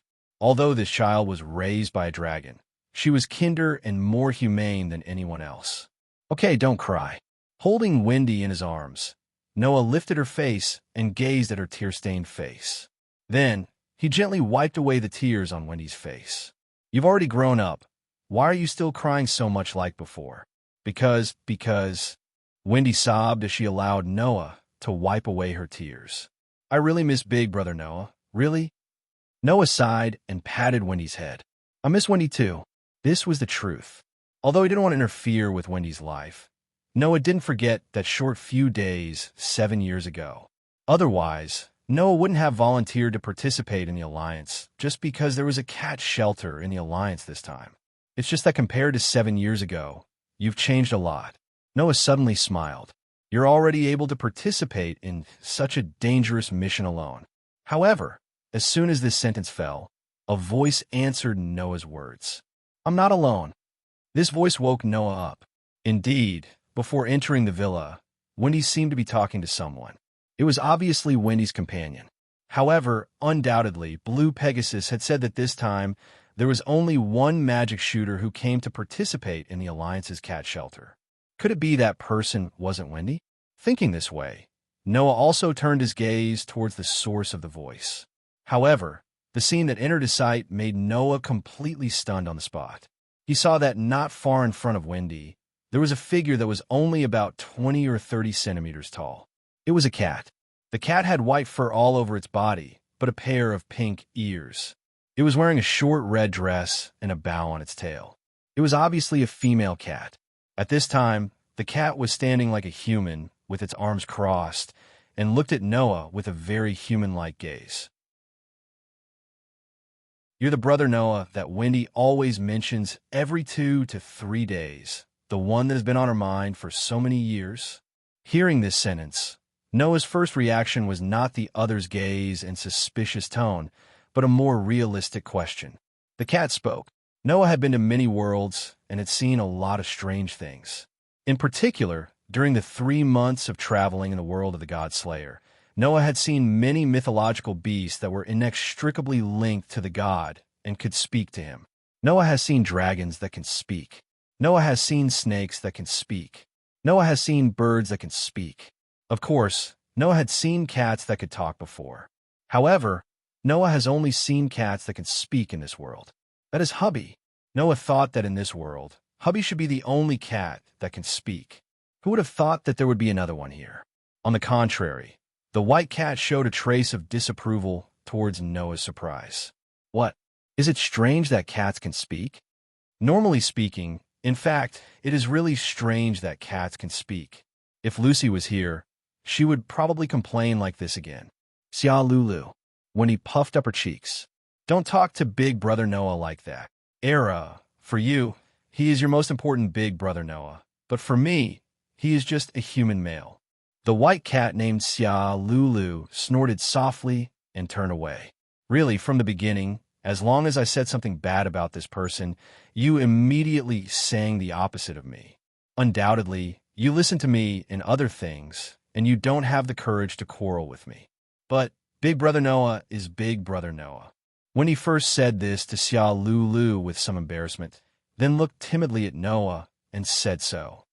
"Big Brother Noah, don't be angry with Sia Lulu.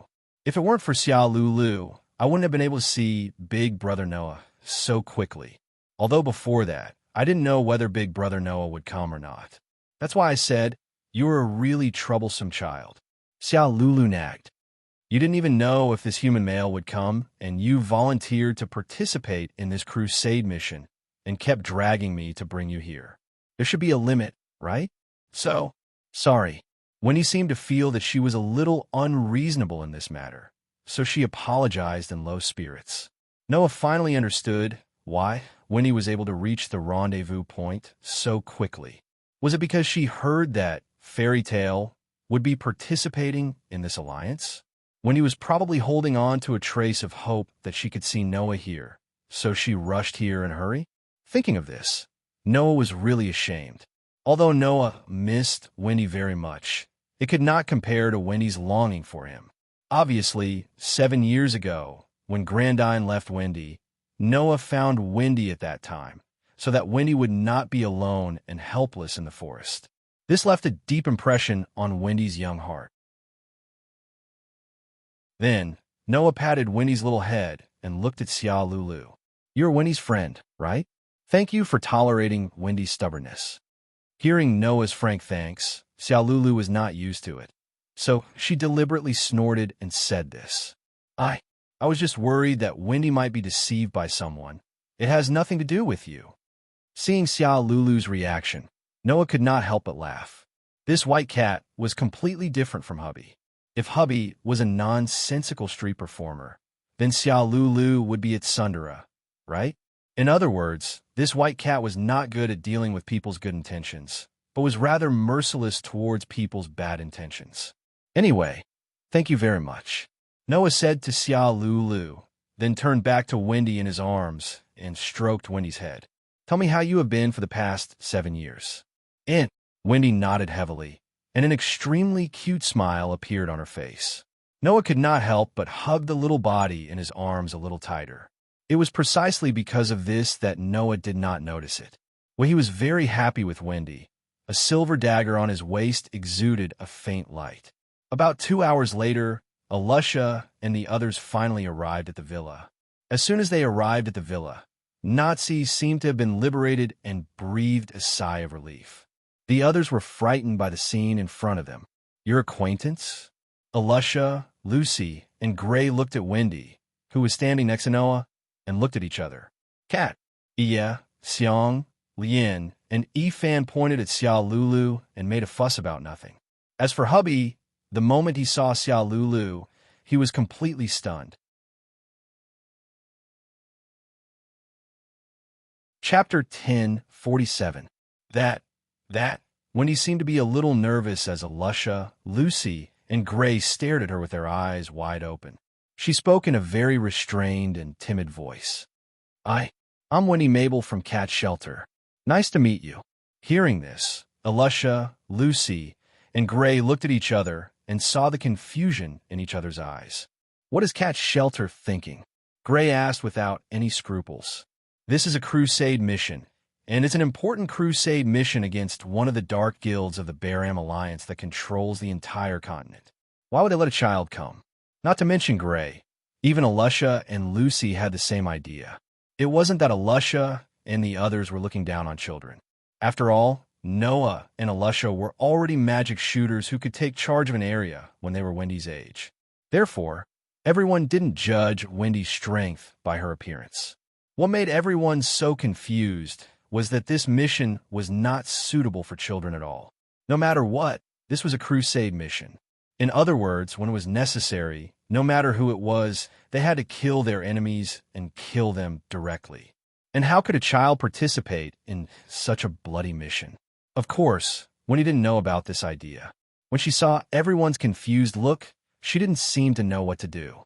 On the contrary, Naz, who got off the vehicle and was finally revived, twitched the bridge of his nose and looked at Wendy with a puzzled gaze. This smell, it feels a bit familiar. Noah, who clearly saw Naz's performance, smiled slightly. I say, don't underestimate Wendy. Noah stretched out his hand and patted Wendy's little head, who was standing beside him and snuggling up to him, and said so. Although there may be no guarantee in terms of combat power, Wendy has magic that can heal any injury. As a support, that's not ordinary. Heal? Alusha and Gray both looked at Wendy in surprise. Wait. Lucy seemed to have thought of something and said in surprise. Healing magic? Isn't that a magic that has been lost? Yes. In today's magic world, there were many magic that could have similar healing effects, but most of them were like detoxification, pain relief, or removal of curses. The kind of magic that could really heal injuries had been lost a long time ago. So far, in this world, even Noah had only seen this kind of healing magic from Makarov's best friend, the old lady named Polyasia. Other than that, in this world, Noah had never heard of anyone who had magic that could directly heal injuries. However, Wendy possessed this kind of magic. Noah had seen it with his own eyes. Because, back then, Wendy used this magic to heal Mishgang, whom they had encountered by chance in the forest. The magic that Wendy has mastered is the magic that has been lost, the lost magic. Noah glanced in Nazi's direction. Moreover, Wendy's magic is the same type as yours, Nazi. The same type. Nazi was stunned. The same type? Lucy was also stunned. Only Alusha and Gray thought of something and were stunned. Could it be, it's similar to what you think? Noah suddenly smiled. Wendy is the master of the Dragon Slayer magic in the sky, a real Dragon Slayer magic shooter. Alusha, Lucy, and Gray were shocked and stared at Wendy in amazement. Dragon Slayer magic shooter? Nazi's eyes widened as he stared at Wendy foolishly. He didn't react for a long time. Dragon Slayer magic shooter. As the name implied, it was a magic shooter who had mastered the magic that could destroy dragons, and could even transform their physique into that of dragons. A magic shooter who could even kill a dragon? Thinking about it, it was impossible for her to be an ordinary magic shooter. And this little girl who was more delicate than anyone, and even more timid than anyone else, was a Dragon Slayer magic shooter? That huge contrast caused everyone present to be stunned and unable to react. Under the stunned gazes of everyone, Wendy felt a little nervous and shy. Her small body involuntarily hid behind Noah, tightly grabbing onto Noah's clothes. Okay, don't scare Wendy. Noah didn't know whether to laugh or cry as he protected Wendy, who was hiding behind him. Although she is a Dragon Slayer magic shooter, the Dragon Slayer magic in the sky is not only a killing magic, but also has healing and auxiliary abilities.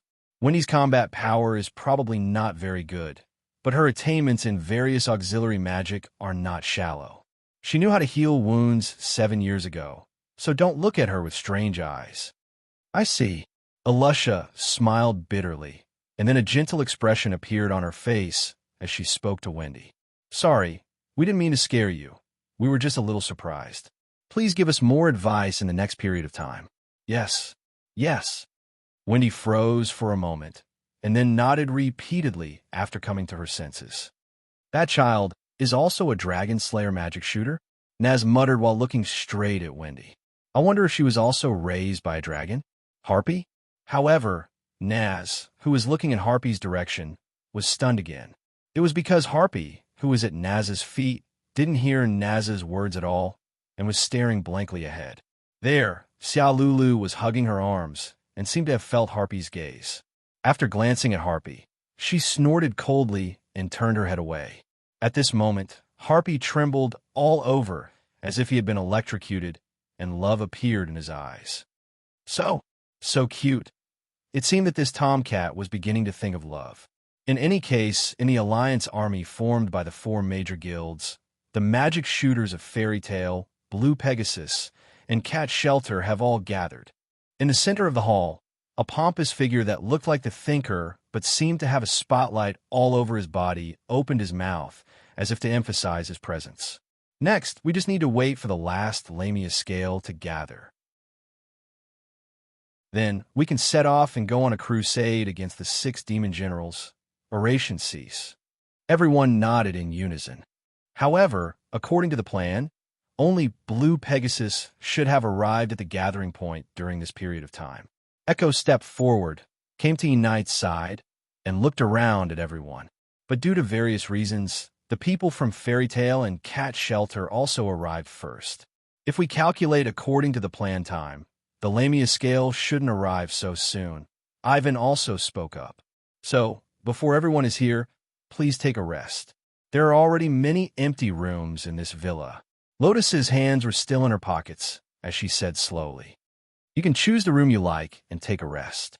Noah and the others immediately exchanged glances and then immediately nodded. At this time, Wendy held Noah's hand, and her face was full of hope.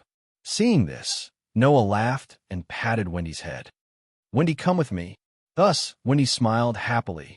Wow! On the open-air balcony of her room, Wendy looked at the endless sea of trees in the sky and was somewhat moved and exclaimed, "It's so beautiful. The president of Pegasus really knows how to enjoy life." Noah was also here, looking at the scenery outside, and shrugged. However, now it's our turn. But Wendy snuggled up to Noah without any scruples and looked very happy. As long as I can be with Big Brother Noah, I'm already very happy. Is that so? Noah could not help but laugh, and then he remembered something. All right, Wendy, let me introduce you to someone. Chapter 1048. Introduce someone to me? Hearing Noah's words, Wendy was puzzled. Didn't Noah already introduce his companions to Wendy? Now, who else could introduce them? Under Wendy's puzzled gaze, Noah pulled out the small silver sword from his waist. Aster, come out. While saying this, Noah also activated the divine aura source in his body. Through his arm, he channeled it into the small silver sword in his hand.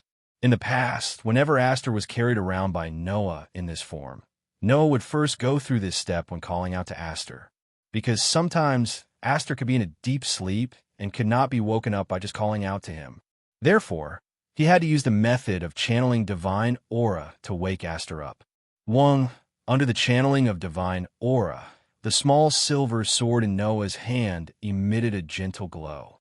This was the sign that Aster was waking up. Noah, who had a spirit contract with Aster, could clearly feel the awakening of the spirit contract. However, when Aster woke up, the small silver sword that was emitting a gentle glow suddenly dimmed. Noah was stunned. What's going on? Full of doubts, Noah continued channeling divine aura into the small silver sword. However, this time, under the infusion of Noah's divine power, not only did the elven device in the form of a small silver sword not emit any light, but it also gradually retracted the brilliance on it. After a while, it returned to its tranquil state. Noah finally cried out in surprise. "What's going on, big brother Noah?" Wendy tilted her head and looked at Noah in confusion. "What's going on with you?" Noah did not say anything. Instead, he frowned and stared at the small silver sword in his hand. Through the contract with Aster, Noah could clearly feel the familiar fluctuation of life and spirit aura from the small silver sword in his hand.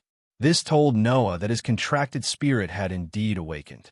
However, for some reason, Aster did not transform into his human form. It was not that he could not. It was that he did not want to. The divine aura that Noah channeled into the fairy device in his hand was like hitting cotton and returned without any resistance. In other words, Aster did not accept Noah's divine aura at all. In other words, Aster was rejecting Noah. He was refusing to show himself at this moment. "Aster?" Noah called out to the silver dagger in his hand in confusion. "What's wrong with you?" Naturally, this sentence did not receive any response. The small silver sword lying in Noah's hand was like a dead object. There was not the slightest movement. If it was not because Noah could still know Aster's current situation through the fairy device, Noah would definitely think that something had happened to Aster. Noah hesitated for a moment and said with uncertainty as he recalled the scenes of his interactions with Aster and Aster's personality. Adding on the trace of good fortune that came from the elven contract, Noah hesitated for a moment and said with uncertainty, "Aster, you aren't angry right now, are you?" Of course, Noah's words still did not receive any response from Aster. However, this confirmed Noah's suspicions. For some reason, Aster's mood suddenly became bad, and he refused to show himself in front of Noah. This was not a rare occurrence. After all, as mentioned before, the fairies had their own will. Even if they had a contract with the fairy device, if they were in a bad mood, they might not lend their power to the fairy device. In serious cases, it might even cause the contract to break. It was also because of this that the fairy device had to master the sword dance. It was a ceremony that could please the fairies and improve their mood. It was also a ceremony that could draw out all of the fairies' power. Usually, at this time, the fairy device would choose to perform a sword dance ceremony to restore the fairies' mood. Of course, one could also use normal methods, such as offering the fairies their favorite food or playing with the fairies to restore the fairies' mood. Simply put, it was like raising a pet and coaxing it. "Aster," Noah was somewhat helpless. "At least tell me the reason for your anger." Unfortunately, the small silver sword was still lying quietly in Noah's hand, and there was no movement at all. Noah Gidge. Wendy was getting more and more confused. "Forget it." Noah scratched his cheek and put the small silver sword back on his waist and smiled at Wendy. "Well, this friend of mine doesn't seem to be in a good mood. She won't even talk to me. Let's wait for her anger to subside before I introduce you to each other." "Got it." Wendy nodded obediently. That appearance reminded Noah of the short time he spent with Wendy 7 years ago. Although they hadn't seen each other for 7 years, Wendy was still sticking to Noah as usual. She listened to Noah's words like an extremely obedient and cute little sister who loved to act coquettishly, making people love her dearly. Noah was the same. He caressed Wendy's little head lovingly and couldn't help but say that. "I really want Mila and Lisanna to meet Wendy." Mila and Lisanna? Wendy was startled. Then, as if she had thought of something extremely important, a trace of nervousness appeared on her young and delicate face. That, Brother Noah, are the two people I just mentioned your fiancés?" "Oh." Noah raised an eyebrow. "You already know?" "Yes." Wendy nodded heavily. "That's because I've been asking everyone in the guild to help me gather information on Brother Noah. That way, there was no way Wendy wouldn't know of Mila and Lisanna's existence. After all, with Mila's reputation, news of her engagement with Noah had already spread throughout the continent. Naturally, news of Lisanna had also spread like wildfire. Since Wendy had been gathering information on Noah, it was impossible for her not to know of this important matter. That, when he seemed to be interrogating him, she leaned her body in Noah's direction and stared at him intently. Will Mila and Miss Lysana become brothers' brides in the future? That's right. Noah's reply was a little strange. Since they're engaged, they'll naturally have to get married in the future. Is that so? Wendy suddenly hung her head dejectedly. Even the corners of her eyes were filled with tears. As expected, they'll still get married? Seeing Wendy's dejected look, Noah was puzzled. What's wrong? Is there something wrong? No, nothing. Wendy shook her head as if she had given up on something. She lowered her head and looked at her fingers as she spoke in a mosquito-like voice. I was just thinking that since Brother Noah already has 2 brides, will there be a third in the future? Noah was at a loss for words. His expression became awkward. I'm sorry. I can't say for sure that there won't be. Noah's feelings for Mila and Lysana were the most sincere. There wasn't the slightest bit of pretense. However, it had to be said that Noah didn't dare to say that he would only marry Mila and Lysana in the future. Other things aside, in the other world, Noah still had a 3-year promise with the Elysian Emperor. If the Elysian Emperor still didn't forget his original intentions and fell in love with Noah after 3 years, then Noah would definitely reciprocate the Elysian Emperor's feelings. This was something that had already been decided back then. Hence, Noah really couldn't say for sure. In the end, this answer made Wendy suddenly look up with a face full of surprise. So there really can be a third one. Noah was shocked by Wendy's sudden excitement. He couldn't help but take a step back. What's wrong? Is there a problem? Could it be that Wendy felt that he was too much of a playboy and was starting to feel disappointed in his image as a perfect brother? While Noah was thinking about this, Wendy, who seemed to be very motivated, said seriously, "Don't worry, it's time for you to leave. I will work hard." Work hard? Noah blinked. Work hard? Work hard for what? Time passed by amidst Noah's bewilderment and Wendy's enthusiasm, until the news of the arrival of the last guild announced the end of everyone's break. Chapter 1049. When Noah and Wendy came out of the villa's room together and came to the hall on the first floor, the scene that appeared in front of them directly surprised Noah and Wendy. This was because the entire hall on the first floor of the villa was filled with an extremely dangerous atmosphere, causing the tension of swords drawn and bows to firmly affect the hearts of everyone present. Ugh! Shrouded by the dangerous atmosphere, Wendy couldn't help but tremble and hid behind Noah. Noah raised his eyes and looked at the situation in the hall. He saw, in the center of the hall, for people were looking at each other, and with a heavy expression, their eyes were full of bitterness and hatred. Among the 4 people, 2 were very familiar to Noah. Impressively, it was Gray and Lucy. The one who was looking at Gray was a cold young man with short blue and white hair like ice. From the cold young man, Noah felt a magic that was very similar to Gray's magic, which made Noah more or less pay attention to it. And the one who was staring at Lucy was a young girl. A young girl with a pink waist and slightly curly red hair, dressed a bit flirtatiously. At this time, this young girl was looking at Lucy with a provocative look, which made Lucy so angry that she almost smoked.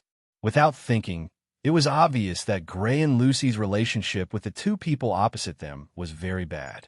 But who were those 2 people? Just as Noah secretly raised his eyebrows, an angry voice followed. "The human male over there." The one who said this sentence was Xia Lulu.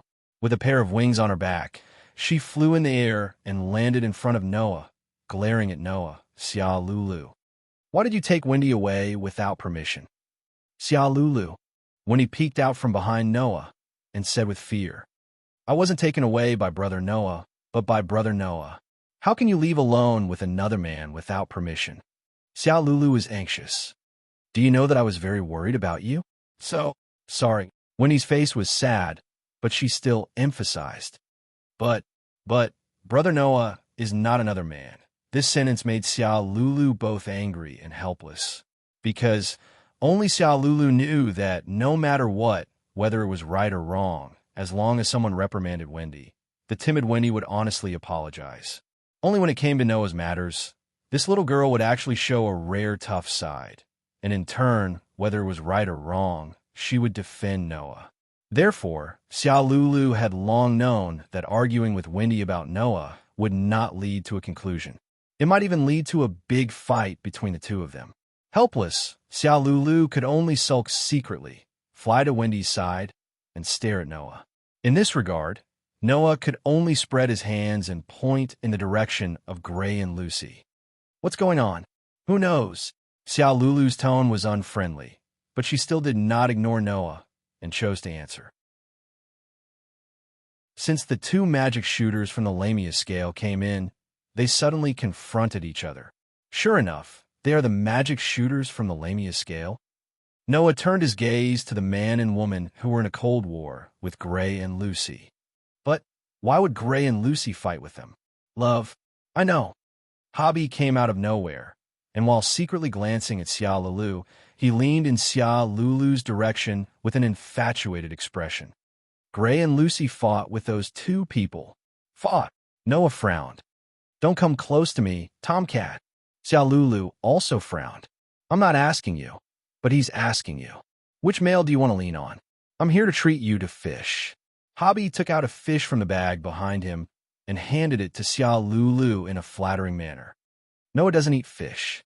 Seeing that Hobby went to pester Xiaolulu, Noah could only helplessly look to the other side and walk there. Alusha, who was staring at Gray, Lucy, and others, turned her head and looked at Noah. Noah, you came down? I just came down. Noah pointed in the direction of Gray, Lucy, and others. What's going on? Those two people. Alusha looked again at the man and woman confronting Gray and Lucy and said, those two people are called Leo and Shirley. In a previous mission, they fought with Gray and Lucy, but we don't know where they went. Now, it seems that those two people have joined the Lamia scale. Have they fought before? Noah looked thoughtfully at the young man named Leo, who was confronting Gray and had a very similar magical aura to Gray and a cold face. Is it really just a simple relationship of having fought before? Can you tell? Alusha sighed. That guy named Leo's identity is a bit special. Special? Noah asked. What's special about him? He and Gray are fellow apprentices. Alusha said in a deep voice. He used to learn magic under the guidance of the same teacher, and like Gray, he used the ice shaping magic. He's senior apprentice of Gray. Senior apprentice? Noah's brows furrowed tighter and tighter. Gray's senior apprentice? That guy named Leo is Gray's senior apprentice?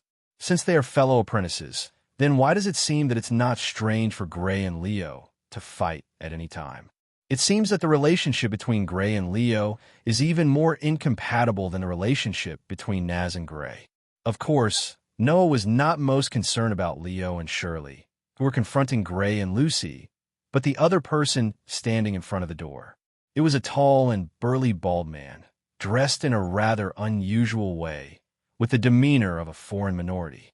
That person had been standing there since the beginning. When Noah came down from upstairs, the other party cast a pair of sharp eyes straight at him, staring at Noah. From the bald man, Noah felt an unusual aura and magic power. Although the aura and magic power were not comparable to the level of the veteran 10 great saint magicians like Makarov and Kildas, it was not weaker than Lax's and Jalal, who had fought with Noah before. Noah knew this person. To be more precise, it should be said that he had seen the other party's records and photos and books. The S-rank archmage of the Lamia scale. He has the title of Rock Iron and is also one of the top 10 holy archmages. His name is Jura Rikis. Noah looked directly at the bald man named Jura. I didn't expect that even he would come. While Noah was sizing up Tara was also sizing up Noah. Is that the grandson of His Excellency Makarov, the man who killed the president of the Phantom Lord, one of the 10 great saint magicians like me? Tara stared at Noah, his eyes gradually glowing. He's really young. He's as young as Jalal, the one who became one of the 10 great saint magi at a young age, but betrayed the council and became a traitor of the Tower of Paradise. Noah and Tara looked at each other from distance. At a certain moment, a wave of demonic energy began to slowly burn on their bodies, rising into the air. The sudden appearance of the magic power shocked everyone present. They quickly turned their heads and looked in the direction of Noah and Tara. Noah, Alusha, Naz, Gray, and Lucy all looked at Noah in surprise. Mr. Tara, Leo, and Shirley also looked at Tara in shock. Brother Noah? Even when he couldn't help but leave Noah's side, her pretty face suddenly changed. As for hubby and Xia Lulu, cold sweat trickled down their faces and dripped onto the ground. However, Noah and Tara didn't care about the shock of the crowd. It was as if at this moment, they only had eyes for each other. Their clothes fluttered crazily without any wind. At the same time, an even more astonishing burst of berserk magic power erupted from Noah and Turtledove's bodies with the two of them as the center, causing the air to become chaotic. Chapter 1050. The extremely violent magic aura set off a wave of air, like a gust of wind, whistling and sweeping through the villa's hall. Under the rolling of the storm-like magic power, the entire space of the Blue Pegasus Villa seemed to tremble and issued a buzzing sound. Facing each other from a distance, Noah and Jura were like the center of a typhoon made of magic. Violent magic aura continuously rose around their bodies, making the magic aura waves collide with each other, crashing back and forth in the space, shaking incessantly. Ugh, Xiang, Lotus, and Ivan from the Blue Pegasus were already intimidated by the amazing magic aura. Their bodies felt as if they were being squeezed by a heavy mountain, and they knelt on one knee on the ground, their faces full of cold sweat.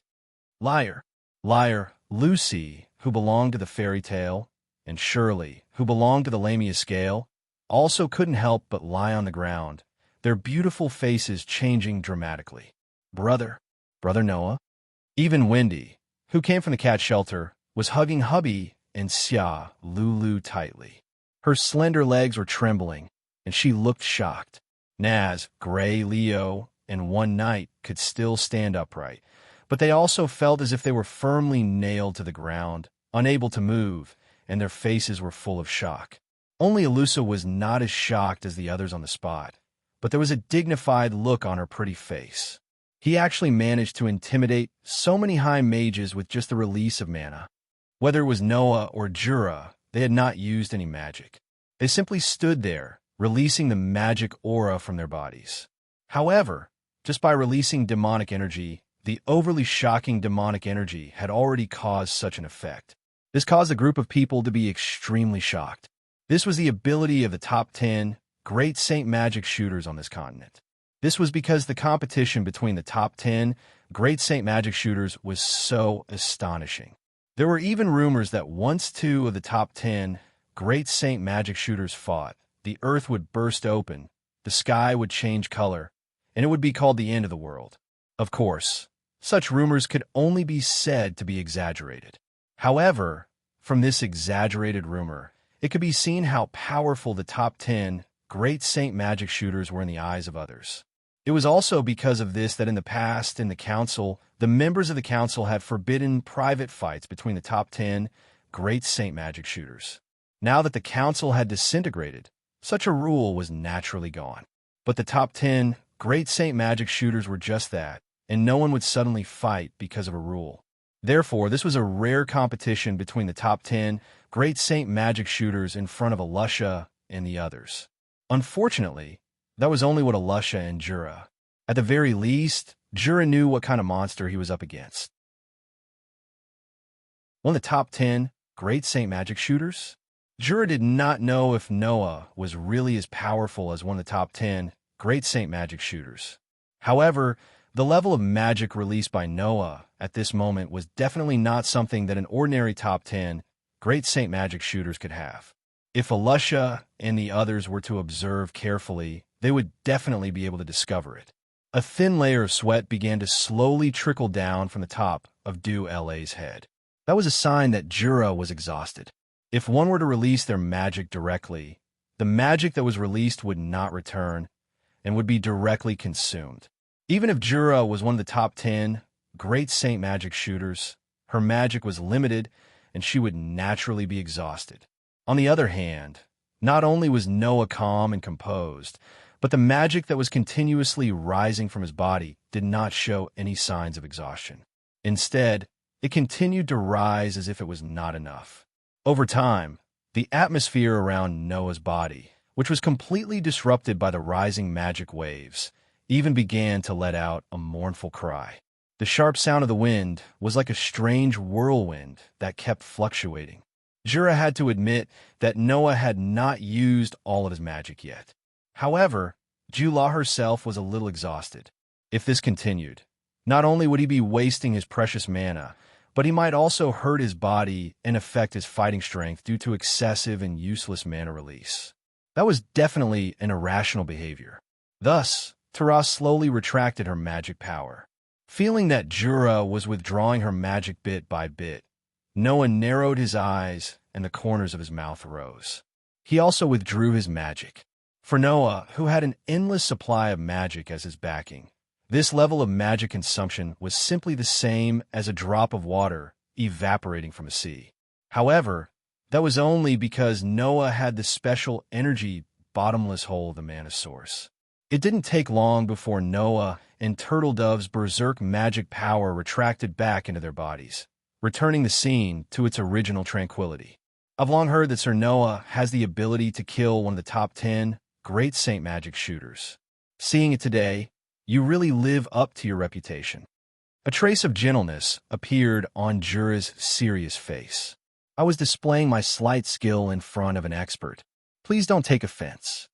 You're too polite. Noah shook his head. Mr. Jura's strength has also opened my eyes as a junior. The title of one of the top 10 great Saint Magic shooters is truly well-deserved. After the most direct competition of magic, Noah had more or less understood Jura's strength. Not as good as Makarov, not as good as Kilda's, but compared to Jalal and Lax's, it should be about the same. Compared to Alusha, it was more than enough. Although it couldn't be compared to the top 10 great Saint Magic shooters, as a newly promoted great Saint Magic shooter, Jura was indeed worthy of the title of one of the top 10 great Saint Magic shooters in the continent. In the world of the Shaped Moon, Noah could be considered to have seen many heroes from myths and legends. For example, Artoria, who was once the Night King. For example, the great hero of Greek mythology, Hercules. For example, the famous snake-haired witch, Medusa. For example, the fierce dog of Kettle's mythology, Cuchulainn. In the ceremony called the Holy Grail War, these heroes only appeared in the form of servants. As for how strong their heroic spirits were, Noah didn't know. However, Artoria, who appeared as a servant and obtained the position of Saber, which had the highest requirement for heroic spirits, should be about the same as Alusha in terms of strength. In other words, Jura was at least stronger than Saber. This kind of strength, even in the eyes of Noah, who had the current strength, he couldn't find any fault with it. Therefore, what Noah said was indeed true. There are strong and weak great Saint Magic shooters. For example, His Excellency Makarov's ranking among the top 10 great Saint Magic shooters is very high. His strength is naturally amazing, but I'm only at the bottom of the top 10 great Saint Magic shooters. Compared to His Excellency Noah, who is able to kill President Joseph, who is on par with His Excellency Makarov, I'm still far behind. Like a monk, Jura raised one of his palms and slightly bowed in salute. This time, with His Excellency here, the crusade mission is really foolproof. After saying that, Jura looked at Iye's direction. His Excellency Iye, it's about time to explain the mission of the crusade against the 6 demon generals, right? Hearing this, everyone in the room, including Iye, finally reacted. Thinking back to the pure magic competition just now, except for Alusha, almost everyone had some lingering fear. Sorry, Wendy. Noah half squatted down and helped Wendy wipe the sweat on her face. I was too impulsive. I was too excited and didn't consider that you couldn't bear it. It's not like that. Wendy hurriedly shook her head. Brother Noah is really strong, much stronger than me. Noah smiled and patted Wendy's head. Wendy will become stronger sooner or later. While talking, he was like an actor who was about to perform a song and dance drama, posing and explaining in the center of the hall. Now, let's start the explanation of the mission. Everyone, please look here. As soon as he finished speaking, a holographic screen suddenly appeared around Iye's body. Chapter 1051. The sudden appearance of the screens of light around Iye surprised everyone present. Those light screens weren't simple projections, but a kind of magic. It was called Ancient Book, which was said to be able to search for all knowledge that still existed today, compress the information, and transmit it to a specific target. It could also transmit the user's thoughts directly into the mind of others. It wasn't directly used in battle, but was inclined towards intelligence magic. And the person who possessed this magic was none other than the owner of the Blue Pegasus. Standing next to one knight, Blue Pegasus snapped his fingers. Suddenly, on the light screens that suddenly flashed out from the space, images abruptly appeared one after another, and some words were marked on them. Everyone took in the images that flashed on the light screens one by one. They saw that it was actually the image of a person. Appearing on the upper left was a young man with a fierce face surrounded by a snake. Next to him, the words Cobra were labeled. Appearing on the lower left was a young man with his back facing the screen. Only half of his face was shown, dressed like a motorcar clan. Next to him, the words Lisa were labeled. Appearing on the upper middle was a man with a rough appearance, a tall stature, and a square face, holding a book in his hand. Next to him, the words Hidi were labeled.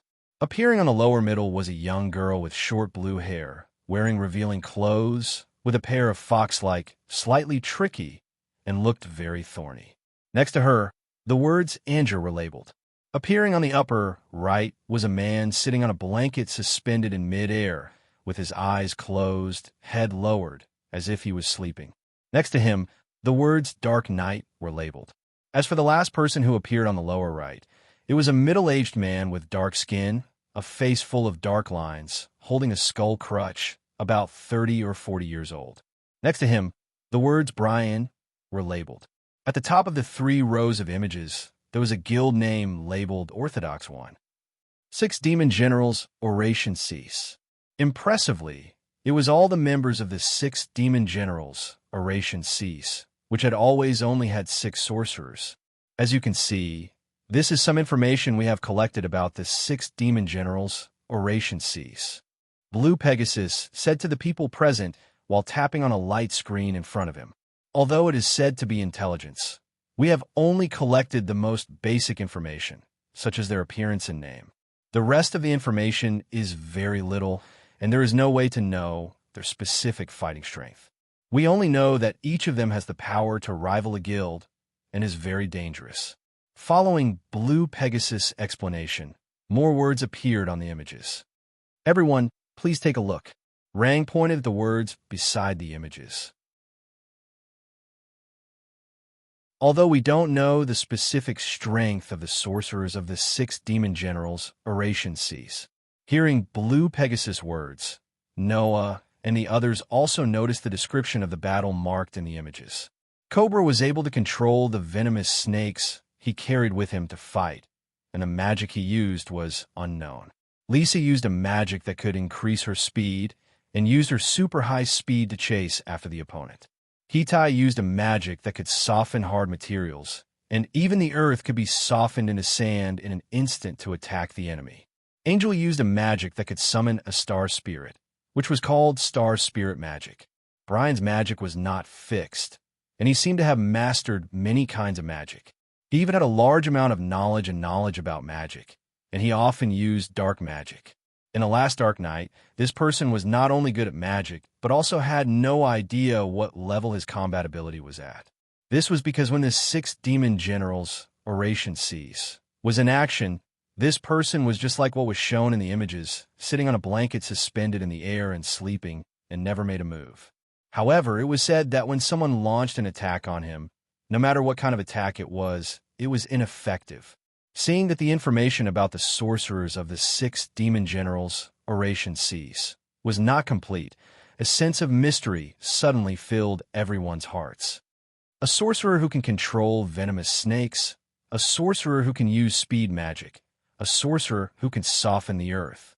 Dura's gaze swept across the images of Cobra, Lisa, and Hitai, and his iron-like face tensed up.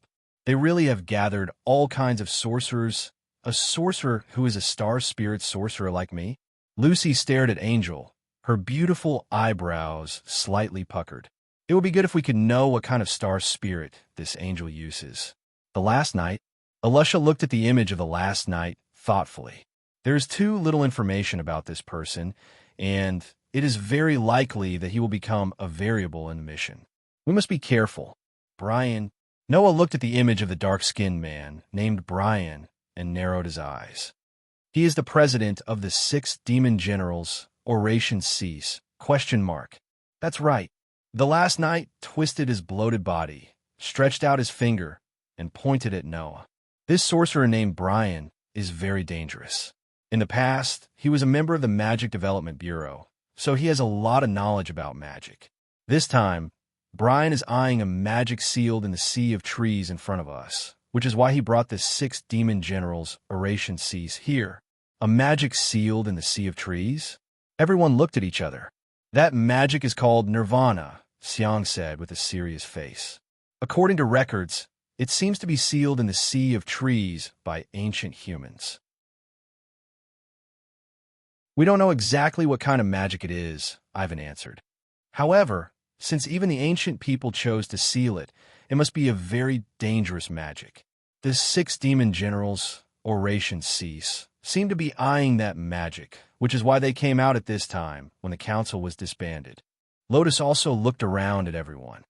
After the decision of the presidents of the major guilds, everyone thinks that we shouldn't let the magic, which we don't even know how dangerous it is, appear, let alone let it fall into the hands of the 6 demon generals, Oration Cease. So, our mission, other than crusading against the 6 demon generals, Oration Cease, is to not let them get the magic called Nirvana. Gray scratched his head. It feels like it's going to be troublesome. In short, there shouldn't be a problem if we defeat all of them, right? Naz, who was standing at the side with a confused look, obviously didn't understand the conversation at all. He clenched his fist and fiercely smashed it into the palm of his other hand, and said excitedly, "Very good. I'm burning up. Watch me beat up all of those 6 demon generals, whatever." Shouting such a sentence, Naz didn't even give time to react and rushed outside with a face full of excitement. Wait, Alusha, Lucy, and Gray all took a deep breath. That idiot, almost subconsciously, the 3 of them chased after him. You want to take the credit? Gray. Leo snorted coldly. Shirley, let's go too. Yes. Shirley nodded without any hesitation and followed Leo, running outside. Yoshi. Echo seemed to be affected and was a little hot-blooded. Let's go too. Oh. Lotus and Ivana responded at the same time. In the blink of an eye, except for Noah, Kara, Wendy, Xia, Lulu, and Hubby, the rest of the people ran away without a trace. Wendy was a little at a loss. Then what should we do? Noah didn't answer Wendy's question, but his eyes flashed slightly and looked in the direction of Iya.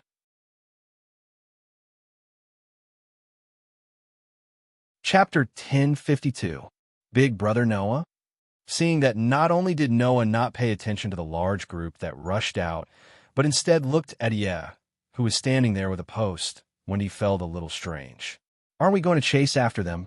Yes, Sir Noah, Jura said with a serious face. We can't let our companions do whatever they want. By the way, why are you looking at me like that? Iya thought of something. He was a little scared, but also a little proud. He put his hands on his waist and made another post. Could it be that even men can't resist my handsome fragrance? Jura, Hubby, and Xia Lulu's mouth twitched, and they couldn't stay calm. Wendy, on the other hand, seemed to have believed Noah's words for an entire night. Her tender and pretty face began to change. In the end, she grabbed Noah's sleeve tightly and cried out in a tearful voice. Men can't do it. However, in the face of everyone's uneasiness, Noah wasn't as unbearable as he was when he first met them. Instead, he smiled calmly. I'm just admiring Blue Pegasus for being able to collect information on the Oration Cease of the Baram Alliance that controls the entire dark world to this extent. No, that's not our credit. but because Xiangjuan's magic can play a crucial role in this regard. Ye made an exaggerated smile, like he was acting. Coupled with that extremely unique face, it simply made people have the urge to turn around and leave. If we only relied on the blue Pegasus, we wouldn't have been able to gather this much information. Is that so? Noah shrugged and suddenly said such a sentence. Then, Mr. Ye, regarding the movements of the other two guilds of the Baram Alliance, did Blue Pegasus also notice? The other two guilds of the Baram Alliance. Juro was stunned. Even Ye, who was posing with a post, paused slightly, then returned to his original state. He closed his index finger and middle finger and pointed at Noah with a handsome movement. The corner of his eyes seemed to be flashing with little stars. Why did Noah, Kuin suddenly ask about the other two guilds of the Baram Alliance? No choice, Noah said with a smile. After all, the Baram Alliance doesn't only have one oration cease, right? The Baram Alliance that controls the dark world of the entire continent is formed by the three most powerful dark guilds. This matter, everyone knows. And the three dark guilds, respectively, Oration Cease, the 6 demon generals, Grimoire Heart, Tartaros, the gates of the underworld. Among them, Grimoire Heart was publicly recognized as the strongest of the 3 dark guilds. The gates of the underworld, Tartaros, came in second. The 6 demon generals, Oration Cease, were at the bottom of the list. Oration Cease, Grimoire Heart, and Tartaros. These 3 dark guilds are in an alliance, after all. If Oration Cease is forced into a corner by us, then it is very likely that they will ask for help from the other 2 guilds. Noah looked straight at Ie and said, "So, we have to be more or less on guard against Grimoire Heart and Gate of the Underworld." Hearing Noah's words, Jura fell into deep thought. Only Ie, who thought that Noah's words were funny, stood on his tiptoes as if he was dancing. In this regard, Noyajin, you don't have to worry at all. The so-called double-cross phenomenon also exists. Although the 3 dark guilds, Oration Cease, Grimoire Heart, and Tartaros, are allies, as long as it doesn't involve their own interests, they won't take the risk of clashing head-on with us who stand on the side of light. Oh, Noah's eyebrows twitched. In other words, this time, our enemy is really only the 6 demon generals, Oration Cease. For example, wouldn't the Grimoire Heart suddenly interfere? That's right, Ia said with certainty. At least, other than Oration Cease, we don't know of a second dark guild operating near the Forest Ocean. Is that so? Noah nodded and said. Then I'm relieved. The moment he finished speaking, Noah suddenly moved. Along with the sound of a tremor, an intricate geometric pattern suddenly spun out in front of Noah. An astonishing amount of mana gathered in it, and like a cannon, it was aimed in the direction of one knight. Wah! Including Wendy and Jura. Everyone present was shocked. Ia's extremely unique face froze. His pair of pupils suddenly shrunk to the size of a needle tip. Under such circumstances, the magic gathered on the gorgeous magic circle suddenly turned into a fatal magic light beam. It rubbed against the air and covered Ia's entire body. Pung! In a corner of a villa in the suburbs, a wall suddenly burst open without any warning. A huge light beam shot out from within, and in the midst of the vibration in the air, its momentum didn't decrease as it violently shot forward. Wherever the huge magic light beam passed, the ground was dug open, and in an instant, a long gully was blasted open. Trees and rocks were annihilated by the terrifying magic light beam, not even leaving behind debris as they directly evaporated. The only thing that could survive the magic light beam was a figure. A figure with light, smoke emitting from its body, its hand tightly holding a key that seemed to be made of gold. It rolled on the ground a few times before finally stabilizing its body and stood up in an extremely sorry state. Looking closely, it was actually a young girl. She was wearing revealing clothes, and although her appearance wasn't bad, there was a kind of unruly feeling about her. She had a head of short blue hair. Her appearance was exactly the same as one of the images displayed by the ancient book. She was the star elf archmage from the 6 demon generals, Oration Cease, Angel. Anjur, who stood up from the ground in a sorry state, only had one thought in her mind. I've been discovered. Before she could finish her sentence, another voice faintly sounded, replying to Anjur's words. Could it be that you think you can't be discovered? Saying such a sentence, a figure slowly walked out from the exploding wall of the villa that was filled with smoke and dust. Unfortunately, when I came down from upstairs and saw Iya for the first time, I knew that he was fake. Yes, that Iya just now was fake. That was why Noah attacked Iya. That's impossible, Angeli yelled out almost reflexively. Those who have been touched by Gemini not only have their appearance, but even their abilities and thoughts will be copied. How could they be discovered? Gemini? So the person who turned into Iya was the star elf you controlled? Noah glanced at the golden key in Anjur's hand. So that's how it is. Gemini of the 12 zodiac signs. No wonder it has such a miraculous ability. Indeed, I felt the aura and magic of the One Night from Gemini's body when he turned into One Night. This proves that its duplication ability is extraordinary. Then why? Anjur's face was filled with disbelief. Why was it discovered? Because it only has the copying ability, not the hiding ability. Noah said with a smile that was not a smile. Iya's aura was mixed with its own aura, so how could it not know that it was pretending to be Iya? And Jier's pretty face immediately turned ugly.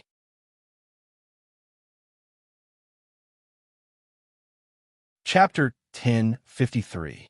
It was just like what Noah had said. After receiving the news that Lamia's scale had arrived, Noah came downstairs with Wendy and saw One Night at that time. From then on, Noah knew that One Night was not normal. The reason was because he sensed that there was another aura mixed with One Night. His aura.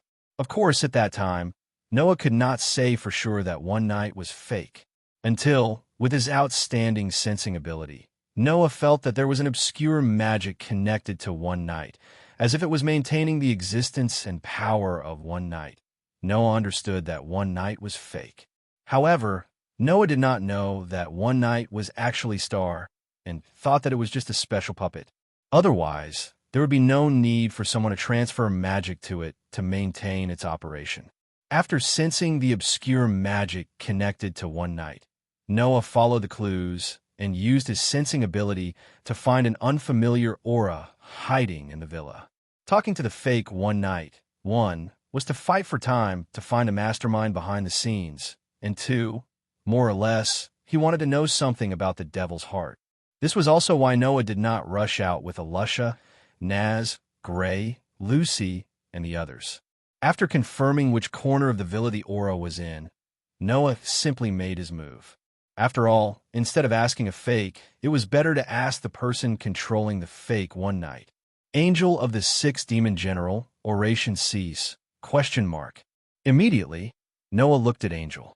Obediently surrender here and honestly answer some of my questions, then I may consider letting you go. Do you think I'm an idiot? Angel laughed, but there was not a trace of smile in her eyes. You'll let me go? It doesn't look like it. Is it? Noah looked indifferent. You don't look like someone who would surrender just because of this condition, do you? Isn't that obvious? And Jier's smile turned dangerous. I am the Oration Cease, the 6th demon general. A golden key suddenly appeared in Jier's hand. Open it. The Scorpio gate, Scopio. The golden key in Jier's hand shone with a dazzling light. Clank. A dazzling magic array suddenly flashed in the dazzling light and gradually gathered light particles, causing the light particles to condense into a shape. After the light faded away, a man dressed in hip-hop clothes with a steel-like scorpion tail appeared on the spot. Oh, Noah was surprised. You have a second star spirit from the 12 zodiac gates? Scopio. Angel ignored Noah and ordered. Kill him for me. Yeah. The star spirit named Scopio made an extremely hip-hop pose, but the giant tail on his back suddenly stood up. Desert Destroyer. A burst of violent sand shot out from the steel tail of the star spirit named Scopio. It was like a tornado made of sand, whistling in the direction of Noah. Seeing the violent sand tornado enveloping his body, Noah's eyes flashed with a fierce glint. Just as Noah was about to make a move, a steel-like steady voice sounded. "Rock iron bulwark." At this moment, the surrounding ground suddenly trembled. Rumble! Rock pillars suddenly rose from the trembling ground. Like a tie, they curved in a very natural manner and shrouded the area in front of Noah. Pong! The violent sand tornado suddenly fell on the hard rock wall, causing a burst of impact wind and explosion sound. The dense sand was like a fog, spreading throughout the entire space. I didn't expect that there would be people from the 6 demon generals, Oration Cease, mixed in.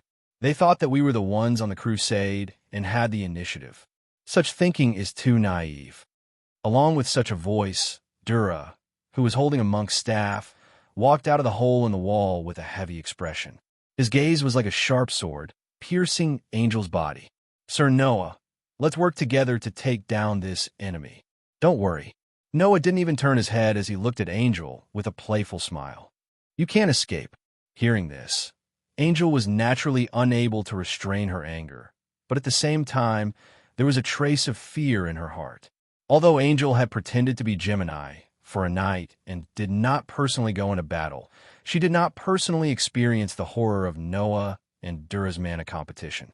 But the strength of their mana made Angel, who was hiding in the depths of the villa, feel an extremely heavy pressure. At that time, the shock in Angel's heart was no less than that of Alusha, Naz, Gray, and Lucy. Therefore, Angel knew that the 2 men in front of her, no matter which one, had far more power than her.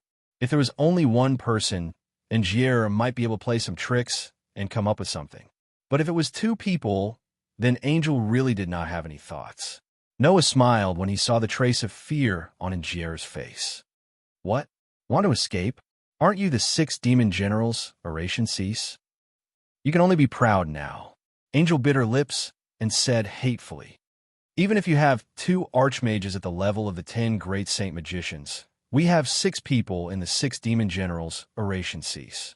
You have no chance of winning. Whether there's a chance of winning or not is not up to you to decide," Noah said very calmly. "Moreover, if you have 6 people on your side, then we have 13 people on our side. Who is the one who has no chance of winning?" 13 people. Angel laughed disdainfully.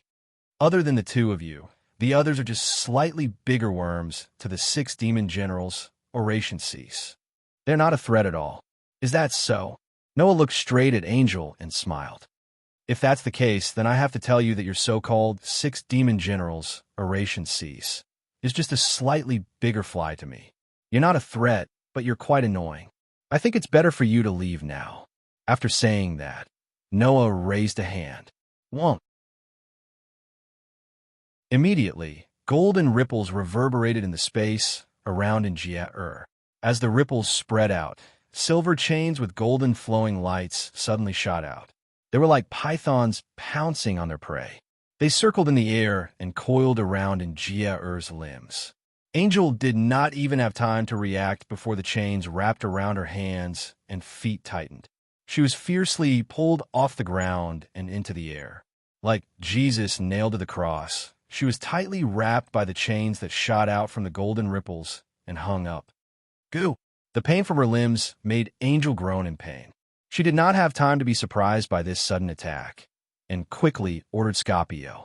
"Save me!" Scapio abruptly turned around and pointed his steel tail at the golden ripples around Angeli. However, Scapio undoubtedly made a huge mistake. In order to save his master, Scapio had exposed his back to his opponent. Poochie! The next moment, a luxurious sharp sword suddenly shot out and pierced through Scapio's chest. Ugh! Scapio's pupils trembled slightly. Then, the light in his eyes gradually disappeared. His body was also annihilated in the air in a burst of light. Seeing this scene with her own eyes, Angel's pretty face suddenly changed. Victory and defeat were decided at this moment. In the end, one of the members of the 6 demon generals, Oration Cease, who was known to have the power to rival a guild, was defeated in less than 5 minutes.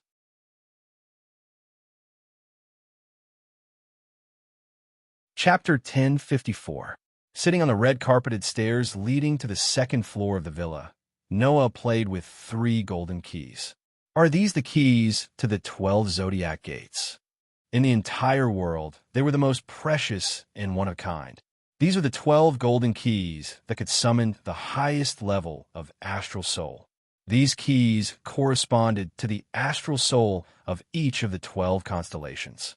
At this moment, the 3 golden keys that Noah was playing with were the keys to the 12 zodiac gates. These keys corresponded to the Gemini, Scorpio, and Aries. Naturally, these keys were found on Anger's body. In order to eliminate Anger's resistance, if an astral sorcerer loses the astral soul key to summon the astral soul, then he is no different from a tiger without its teeth.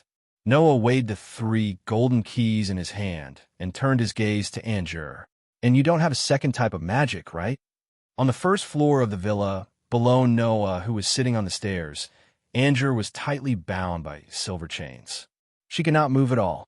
She could only glare at Noah fiercely, as if she wanted to eat Noah alive.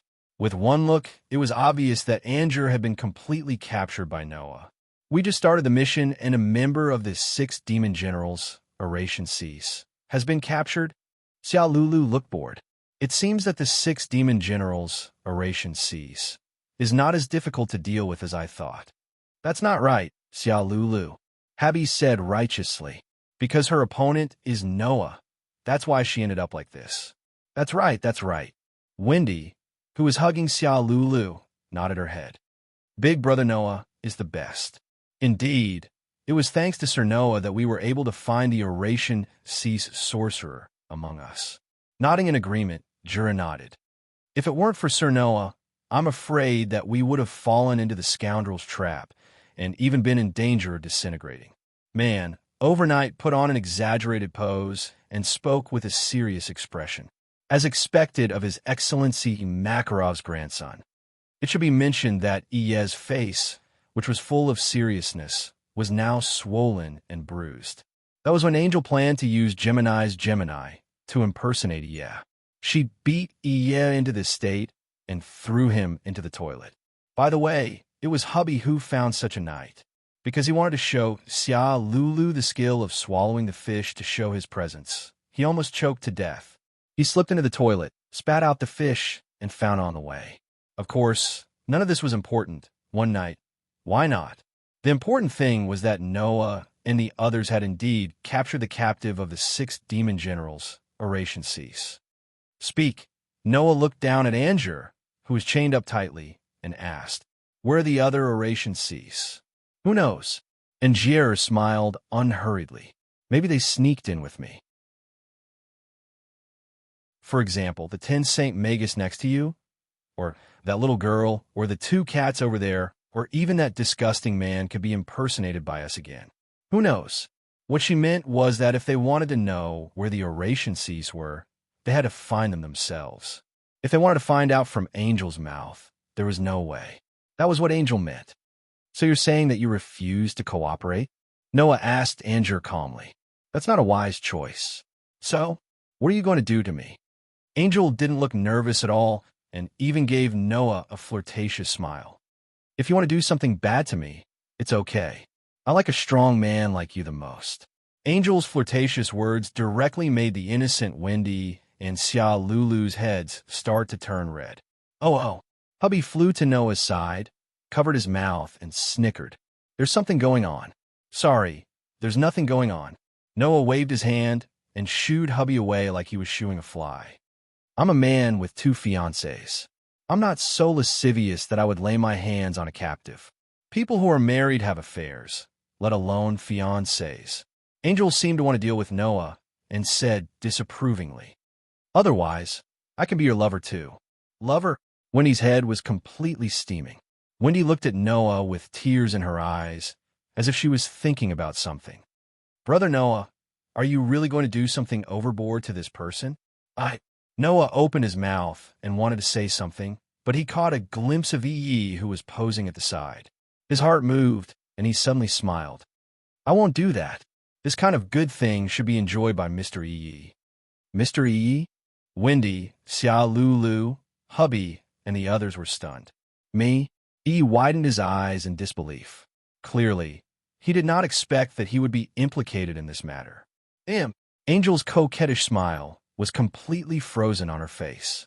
Looking at Iya's bruised and swollen face, coupled with his original extremely unique appearance, her pretty face suddenly became extremely interesting.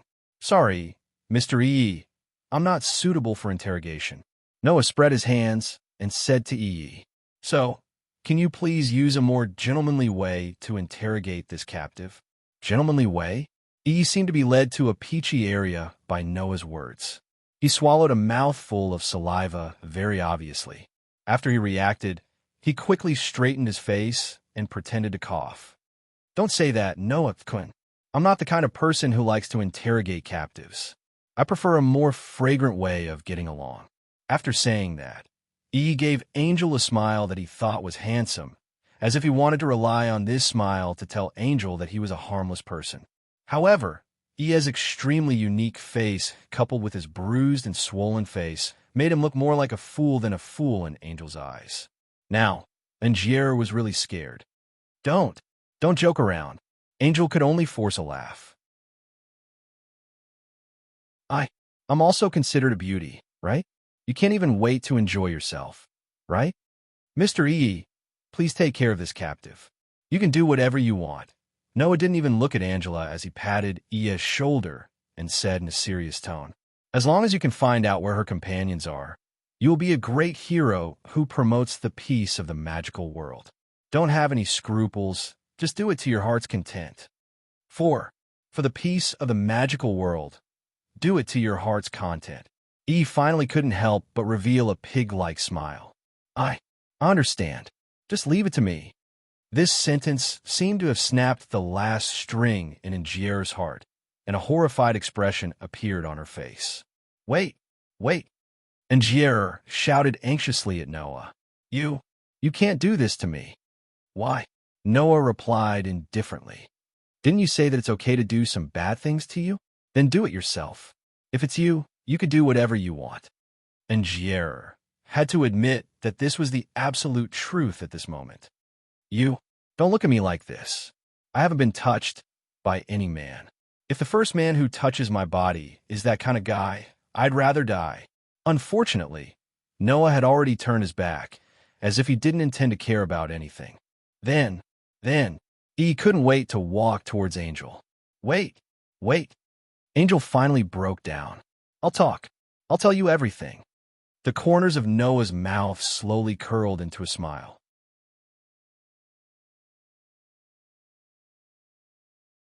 Chapter 1055. Just as Angel fell into Noah's hands and became Noah's captive, a few figures quietly appeared on a cliff in the forest. Among them, a fierce-looking young man who was surrounded by a large purple poisonous snake suddenly frowned and was speechless. Angel, that guy, is actually so useless. How can he be called a sorcerer of the 6 demon generals? Oration cease.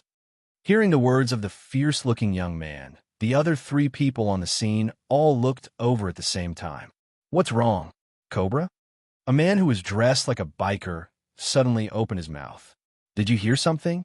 The man known as Cobra was labeled as Cobra in Xiang's ancient text.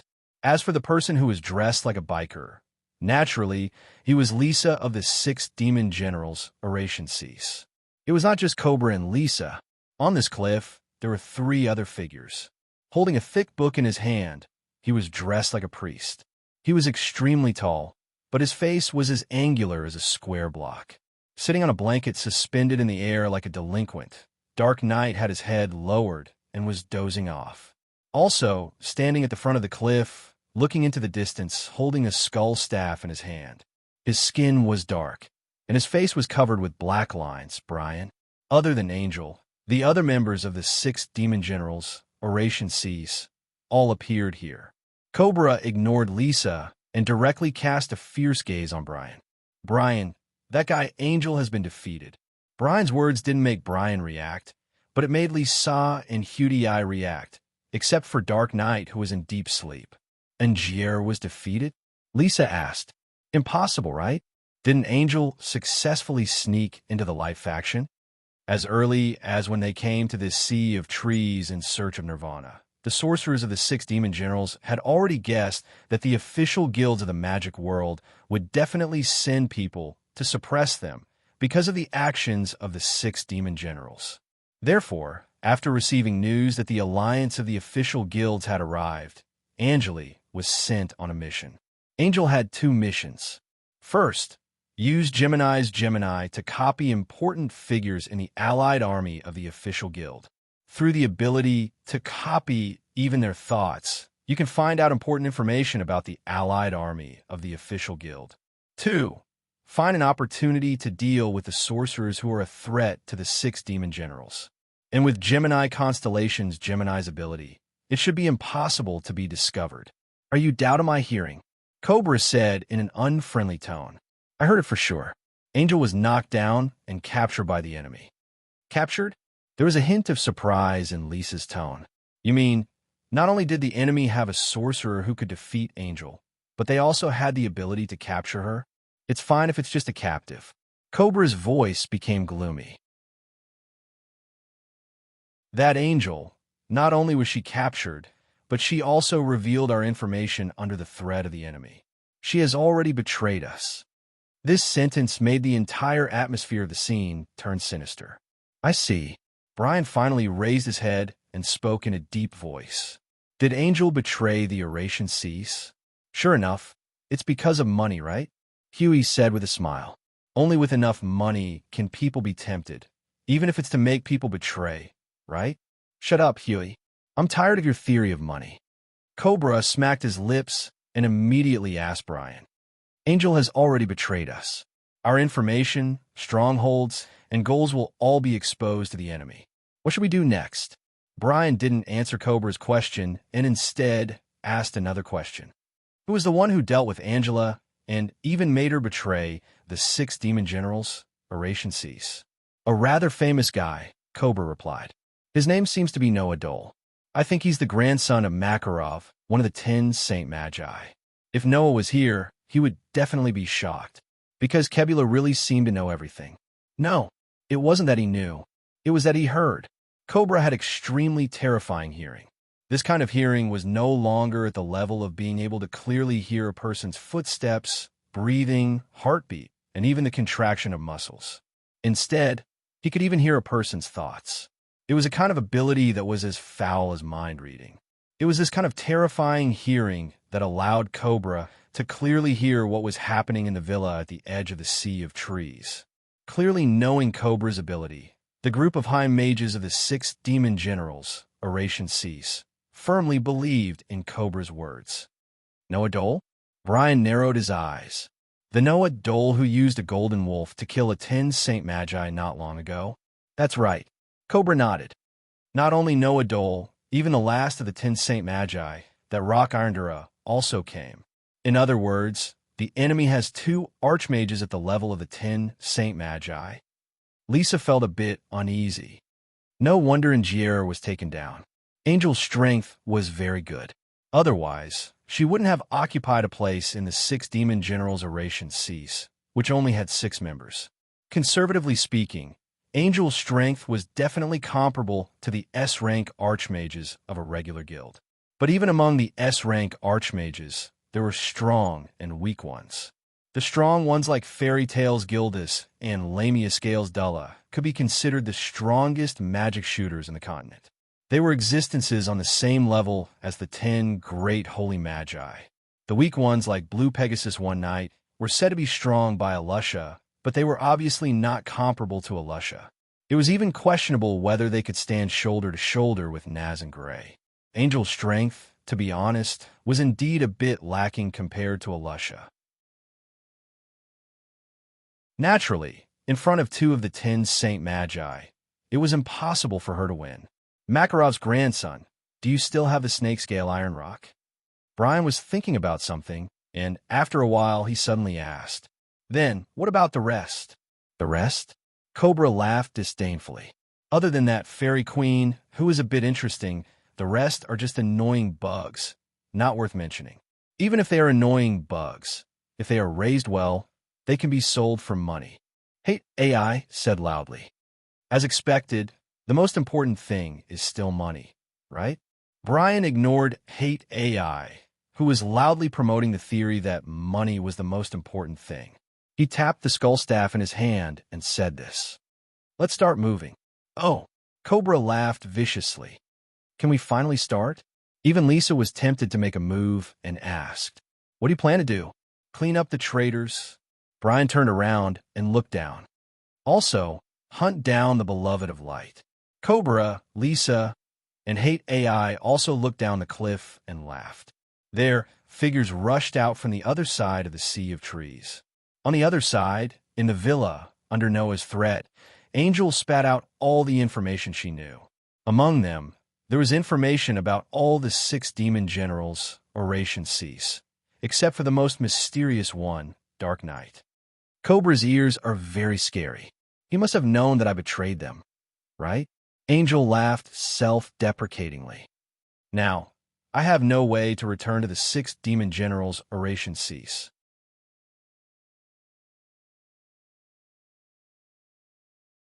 Chapter 1056. Angeli's self-deprecating words made Noah and the others silent.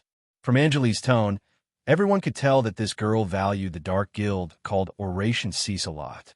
Of course, it wasn't because Angeli liked the Oration Cease from the bottom of her heart. Otherwise, Angeli wouldn't have chosen to reveal everything here. Angeli probably thought that the title of Oration Cease was a kind of honor. It was something like a place to stay. However, the information obtained from Angeli still surprised Noah and the others. That Cobra actually has that kind of hearing? Noah raised his eyebrows. Also, as someone in the same guild as him, how could you know so little about the person called Dark Knight? Just now, Angeli told Noah and the others about the sorcerers in the Oration Cease. For example, Cobra's hearing. For example, Lisa's speed magic. For example, Hedi was a person who valued money above all.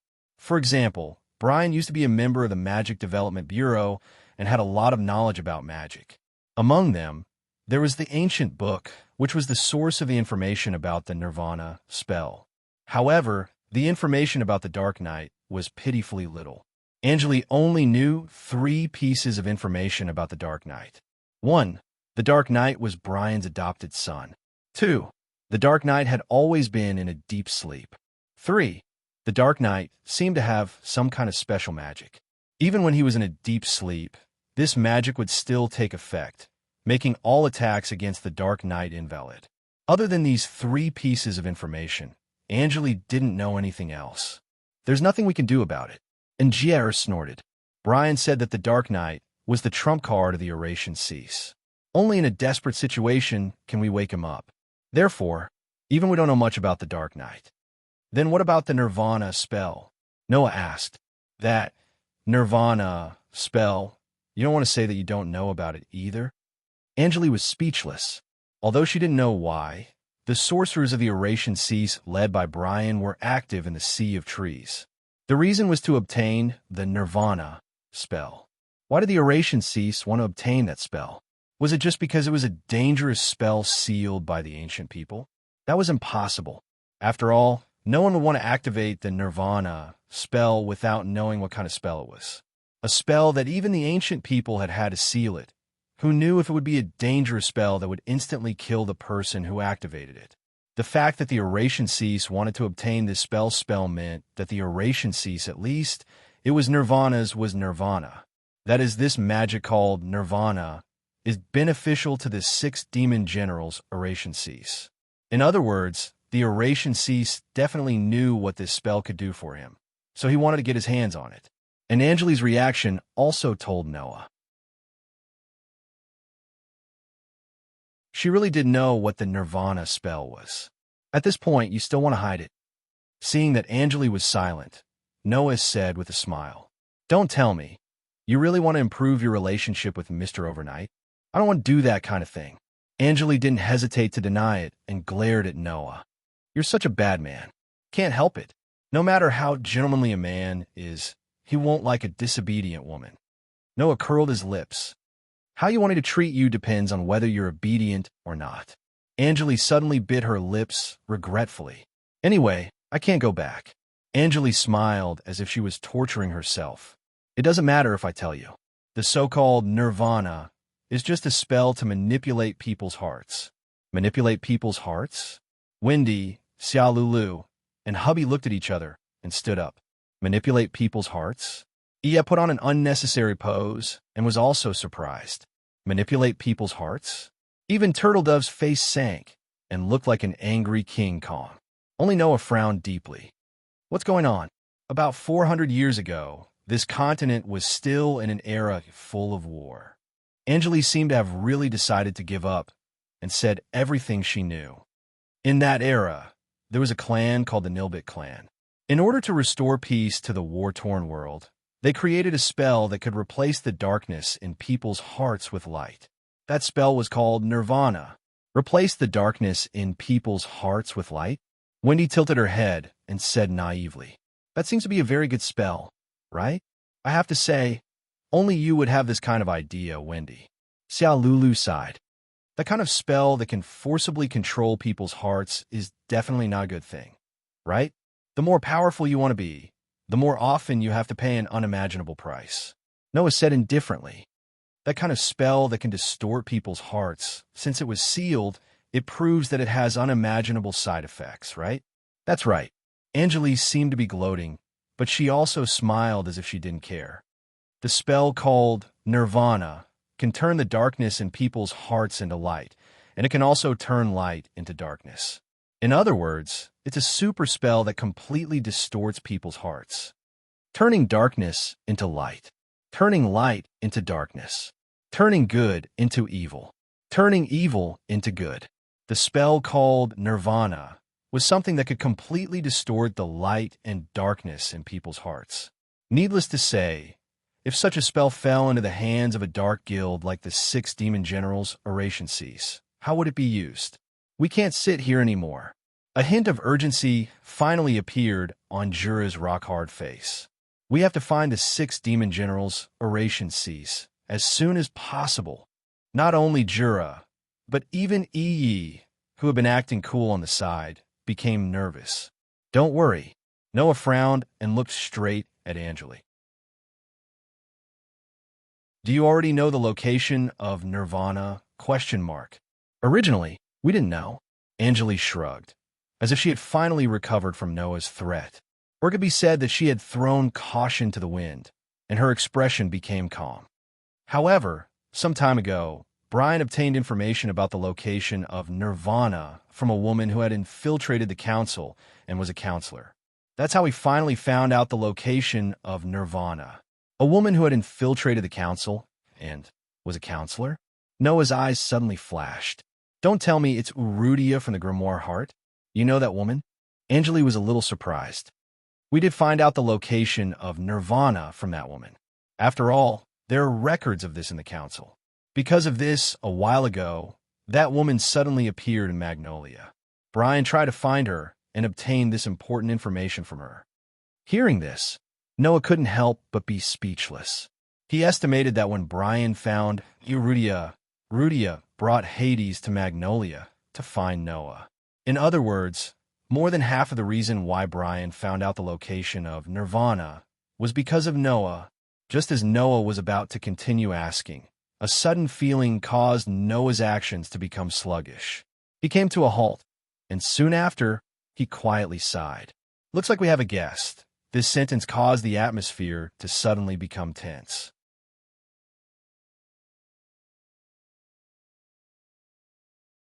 Chapter 1057. Rumble. Following the slight trembling of the ground, waves of people rushed in from all directions around the Blue Pegasus Villa. In an instant, the entire villa was surrounded. Each of them had a cruel and sadistic expression on their faces. With one look, one could tell that they were not kind people. Bang! In the next second, the villa's door was pushed open with a loud sound. With Noah in the lead, Jura, Iya, Wendy, and Xiaolulu all walked out of the villa. Even Angela was tightly bound by chains. One end of the chains was held by Habby as they walked out together. Wah!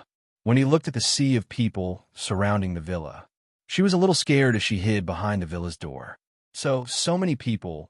These guys, where did they come from? Cold sweat dripped down Ia's forehead as he posed. Don't tell me they're all from Oration Cease. Those people are all guilds under the command of Oration Cease. Angeli giggled as if she didn't care at all. Although there are only 6 of us in Oration Cease, as one of the most powerful dark guilds in the dark world, we also have a lot of subordinates. What a miscalculation. Jura had a serious expression. I thought that only Oration Cease High Mage would come here. So I wanted to use the advantage of numbers to destroy this dark guild. I didn't expect that the situation would be completely reversed. Noah didn't say anything. He just swept his gaze around the sea of people surrounding the villa. After a while, his eyes flashed. Only the guilds under Oration Cease are here. Are there no high mages from Oration Cease? After confirming this matter, Noah had an ominous feeling in his heart. He originally thought that the enemy was in the open while he was in the dark. He didn't expect that the situation would be completely reversed. When Angela sneaked in, Noah already knew. Perhaps the crusade plan of the 4 guilds had already been foreseen by the allied forces of the 4 guilds. But now, the arrow was already knocked on the bow. He had no choice but to release it. Therefore, Noah wanted to ask Angel about the location of the stronghold of the 6 demon generals, Oration Cease, and some important information so that he could regain the initiative that he had lost. Unfortunately, there was a high mage in the enemy's camp who had extraordinary hearing. With the existence of the cobra named Cobra, it was inevitable that some of Noah's movements would be exposed. Thus, in the end, Noah was still one step too late, and the people of the Oration Cease once again turned the passive into the active. Not only does the enemy's camp have some talented people with strange abilities, but as the leader of Oration Cease, Brian's brain is also very bright. Looking at the high mages of Oration Cease who were ready to make a move. They looked like a pack of wolves ready to eat their prey. Noah said without turning his head, Mr. Tara, Mr. Ia, what are you going to do? The current situation is very clear, Tara said in a deep voice. Our actions here are completely under the enemy's control. I reckon it was that viper sorcerer called Cobra who heard it. Ia's face, which was full of character, was tense. Undoubtedly, we have captives here. Aren't they afraid that we will use them as hostages to threaten them? This idea is completely unnecessary. Angela had a flirtatious smile on her face, but there was no trace of a smile in her eyes. Instead, it was somewhat ugly.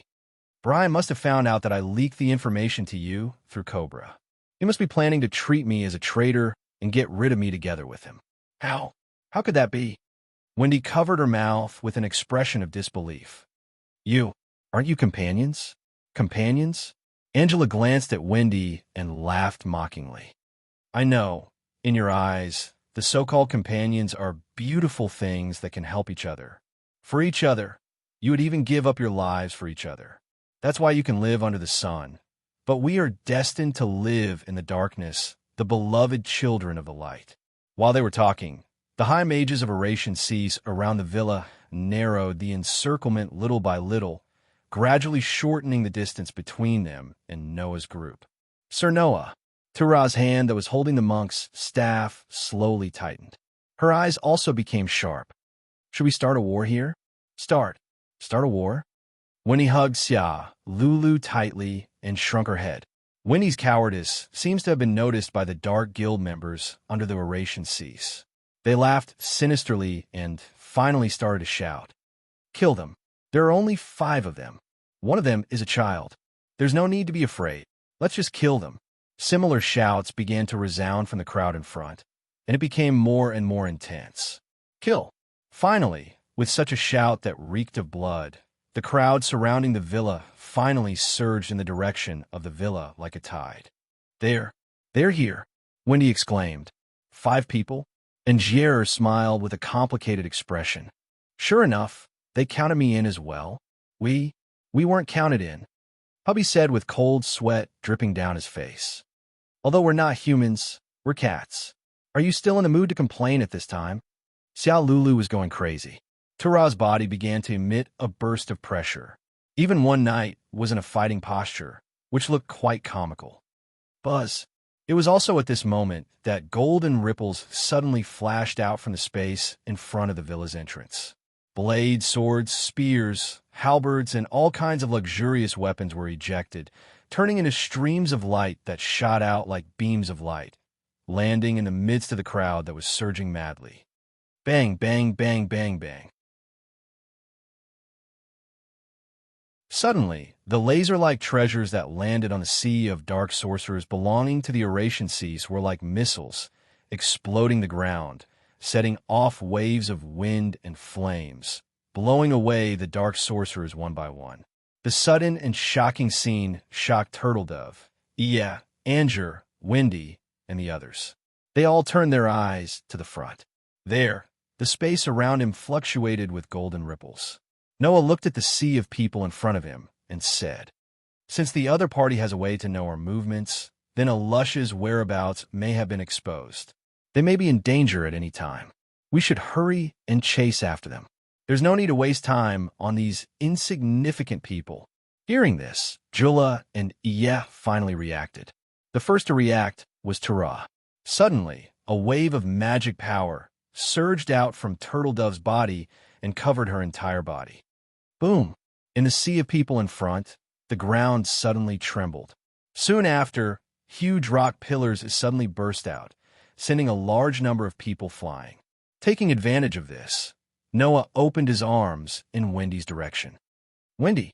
Wendy reacted and directly threw herself into Noah's arms. "Wait!" Angela, who was bound by chains, turned around. "Don't forget about me." Noah was speechless. He could only free his other hand and hold Angela in his arms. Then, under Tara's lead, they broke through the gap in the sea of people. Seeing Noah's group gradually break through the gap in the sea of people, One Knight was stunned. After a while, One Knight's face turned red. "Don't leave me alone, man." With that, One Knight was like a rubber ball, rolling into the gap in the sea of people.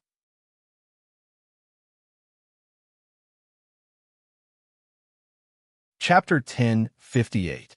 In the corner of the endless sea of trees, Noah's group was rushing towards the depths of a sea of trees at an extremely fast speed.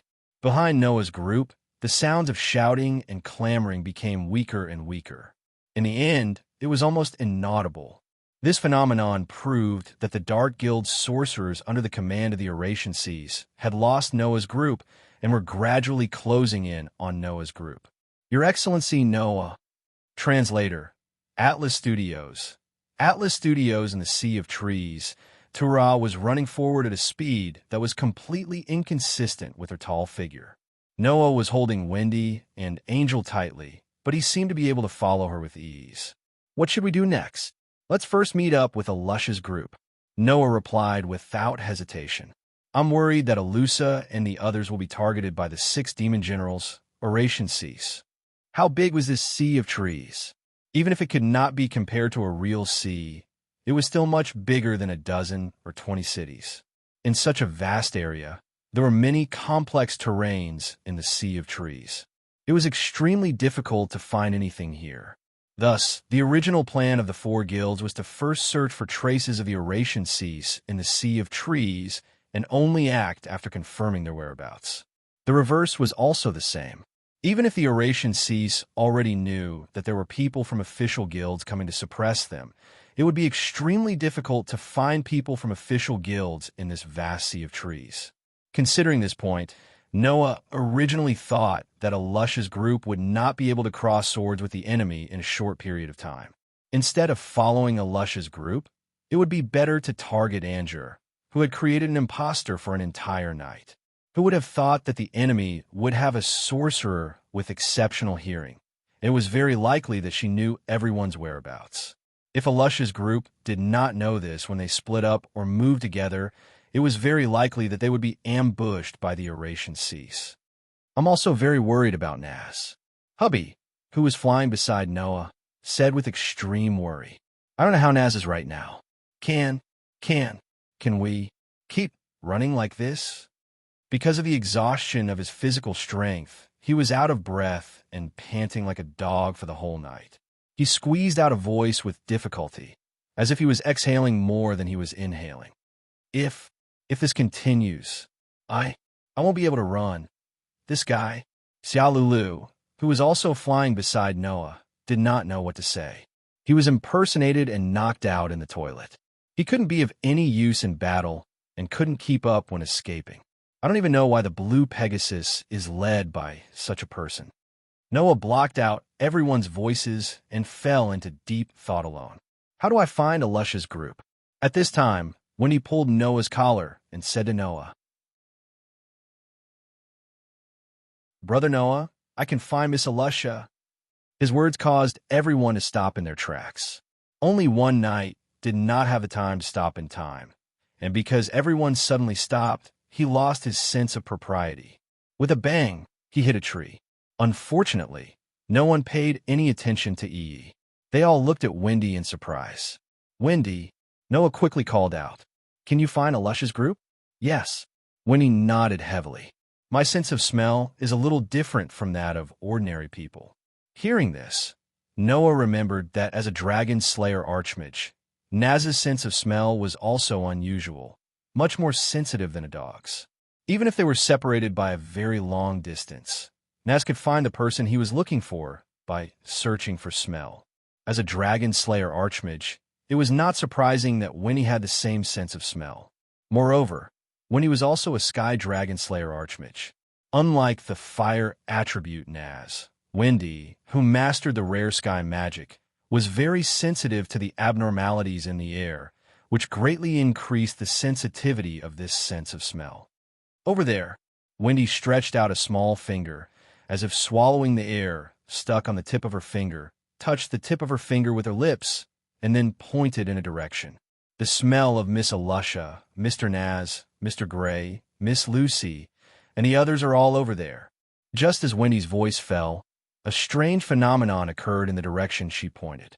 A violent flame burst out from the direction Wendy pointed, setting off bursts of flames that went straight into the sky. That is, Wendy, Jula, and Xiaolulu were all taken aback. "That's Naz's flame," Hubby shouted. "Naz is fighting." Needless to say, Noah, like Hubby, recognized Naz's flame and understood this fact. Noah rushed out without any hesitation and rushed in the direction of the flame that rose into the sky. Seeing this, Jula, Hubby, Xiaolulu, and others also reacted and quickly chased after him. Wait! Yeah, who had bumped into the tree, covered his nose as he stumbled to catch up with them. The place where the flame storm was set off was on a cliff in the sea of trees. When Noah and the others came here, the scene that appeared in front of everyone made everyone's face freeze in an instant. Oh! On the ground that had been scorched black by the flames, people covered in wounds were lying on the ground in a disorderly manner. Among them, there was Alusha, Naz, Gray, and Lucy. Among them, there was Echo, Lotus, and Ivan. Among them, there was Leo and Shirley. Impressively, it was the group of magic shooters from Fairy Tale, Blue Pegasus, and Lamia Scale who attacked in advance. "Naz!" Hubby exclaimed. "Leo! Shirley!" Jula couldn't help but call out. "Xiang Jun! Lotus! Ivan Jun!" Yeah, who was out of breath, didn't even have time to catch his breath, and looked shocked. It's a lie, right? Wendy and Xiaolulu both looked at the scene in front of them in disbelief, and their eyes were full of shock. Seeing Alusha, Naz, Gray, and Lucy lying on the ground with wounds all over their bodies, struggling to get up but unable to move, Noah's heart began to surge with an indescribable emotion. However, the more uneasy his heart was, the calmer Noah looked on the surface.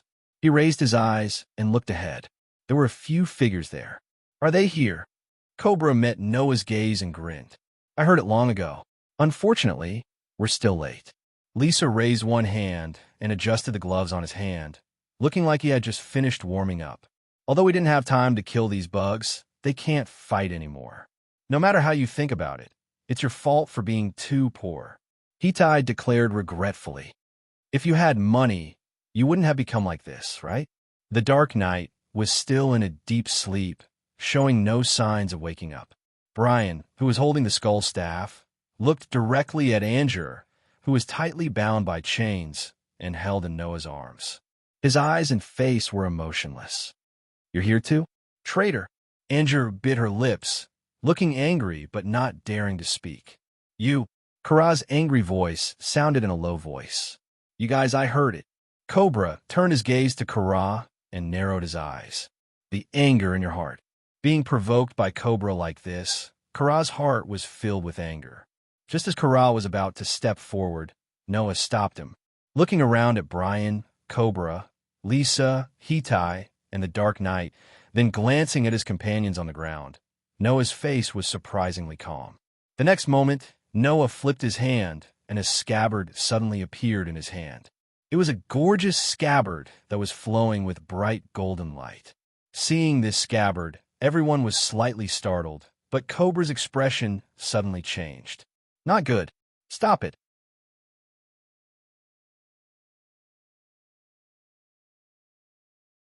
Chapter 10:59.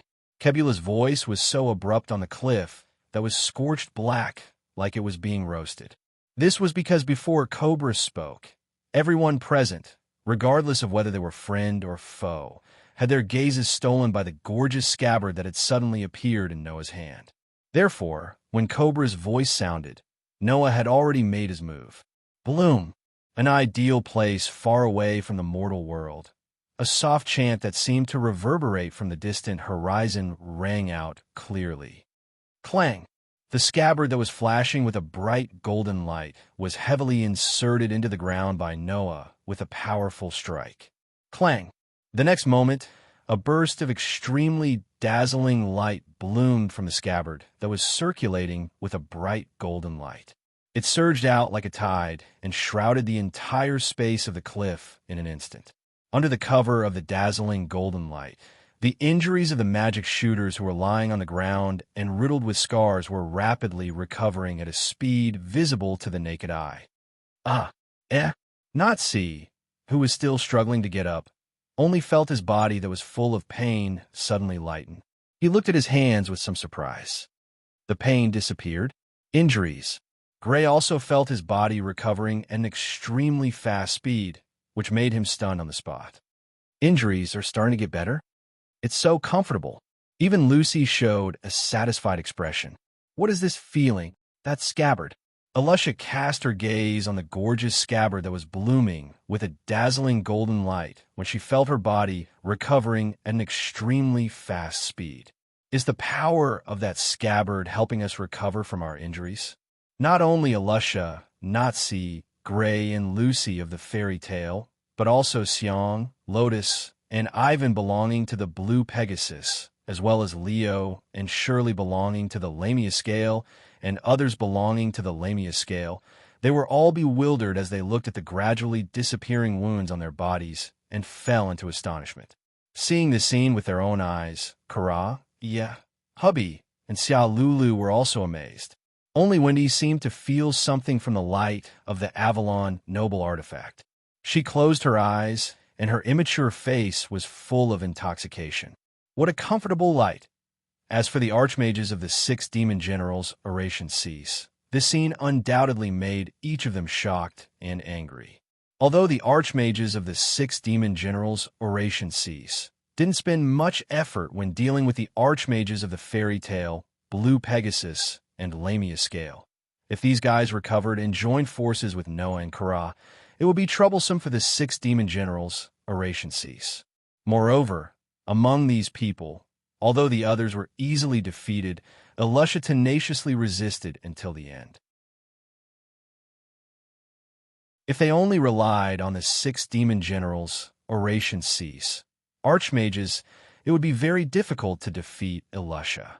Therefore, in the end, it was Cabra and Lisa who joined forces, plus Hedi who made a move at the crucial moment to soften the ground, causing Alusha to lose her balance. Only then could Alusha be defeated. If Alusha recovered, it would be a big problem. At this moment, Brian shouted in a deep voice. Lisa! Lisa raised his head abruptly, and his figure suddenly disappeared from the spot. Bang! Almost at the same time, a heavy muffled sound resounded. The moment the muffled sound rang out, Everyone present reacted and quickly turned their heads to look at the source of the sound. They saw that in front of the gorgeous scabbard that was blooming with a bright golden light, Lisa, who appeared out of nowhere, gave a heavy kick in the direction of the scabbard. However, Noah, who also appeared out of nowhere in front of the scabbard, raised an arm and directly received Lisa's heavy kick. What? Lisa was shocked. He actually kept up with my speed? Speed?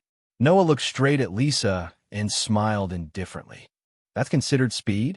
Hearing this sentence, Lisa's heart instantly fell into an ice cave. Could it be that this man knew the true form of her magic? There was no answer to this question, because, in the next second, another figure suddenly appeared beside Noah, revealing a grim smile. Unfortunately, I heard it all. That was Cabra. Cabra suddenly took a deep breath. Poison dragons roar. A huge tornado that seemed to be composed of purple mist, mixed with the whistling wind and violent magic power, rubbed against the air, and wherever it passed, it caused a rotten, fishy smell, fiercely rushing in the direction of Noah. This scene shocked the magic shooters led by Nas. Dragon Slayer magic shooter? That's right. Cabra was a Dragon Slayer magic shooter. Like Laxus, he had the magic crystal of the Dragon Slayer magic implanted in his body, thus obtaining the poisonous attribute of the Dragon Slayer magic and becoming a poisonous Dragon Slayer magic shooter. Noah had already obtained this information from Angeli a long time ago. Therefore, seeing the tornado composed of poisonous gas sweeping in his direction with a violent momentum, Noah's face was like an ancient well without ripples. His figure suddenly leaped back a small step, clenched a fist, and punched heavily at the incoming poisonous dragon's breath. Bang! The fist collided with the violent poisonous gas tornado this moment.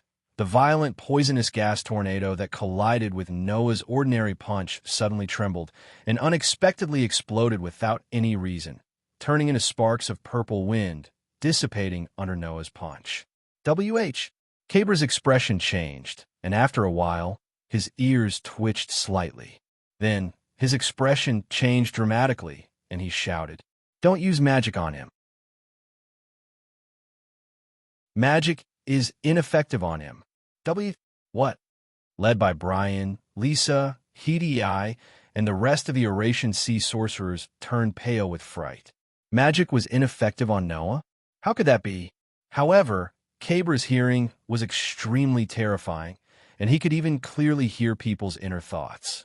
Since Cabra said so, it must be because he heard Noah's inner thoughts and read this important information from Noah's mind.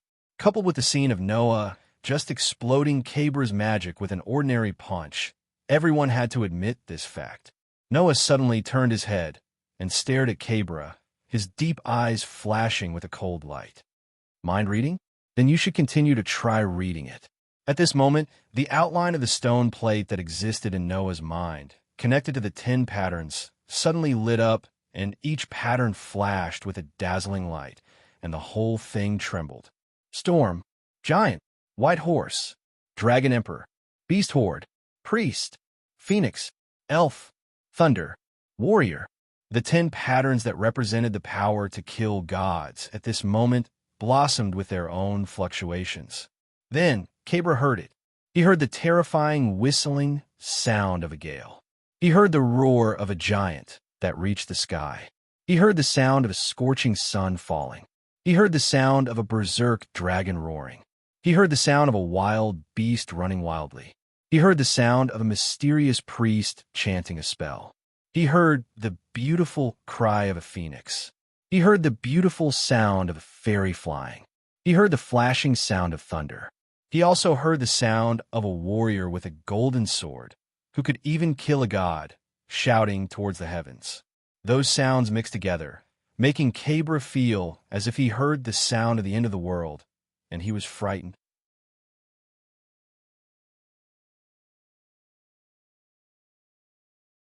Chapter 1060. Cobra's whole body trembled as he slowly retreated step by step, looking at Noah with a face full of horror.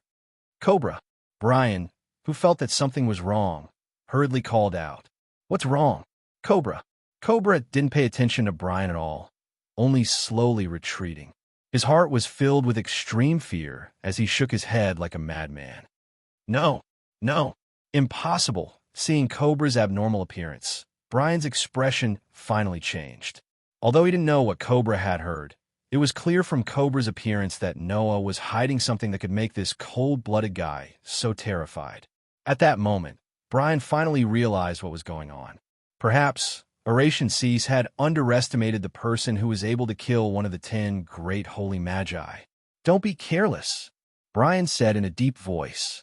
"That man is not the same as those bugs. Give it your all." After saying that, mana fluctuations finally emerged from Brian's body, making Lisa and Hito AI's spirit shake and become completely serious. The most precious thing is money. Huey's eyes suddenly flashed with a red light, and his body surged with an astonishing amount of mana. He pointed a finger in Noah's direction. "Only by defeating you can I continue to make money.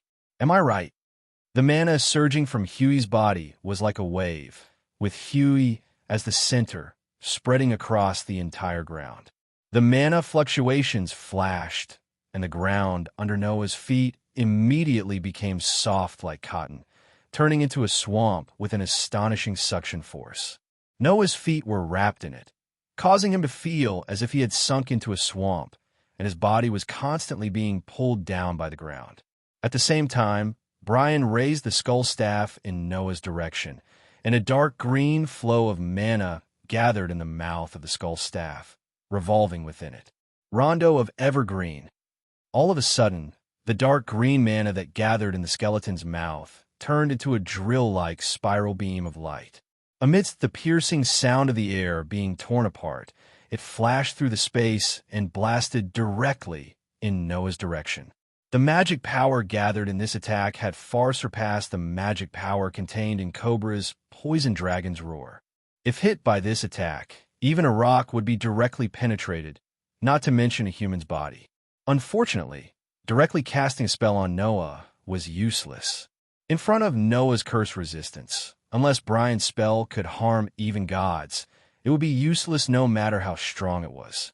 Thus, Noah simply waved his hand in the face of the spiraling light beam that was shooting toward him. Bang!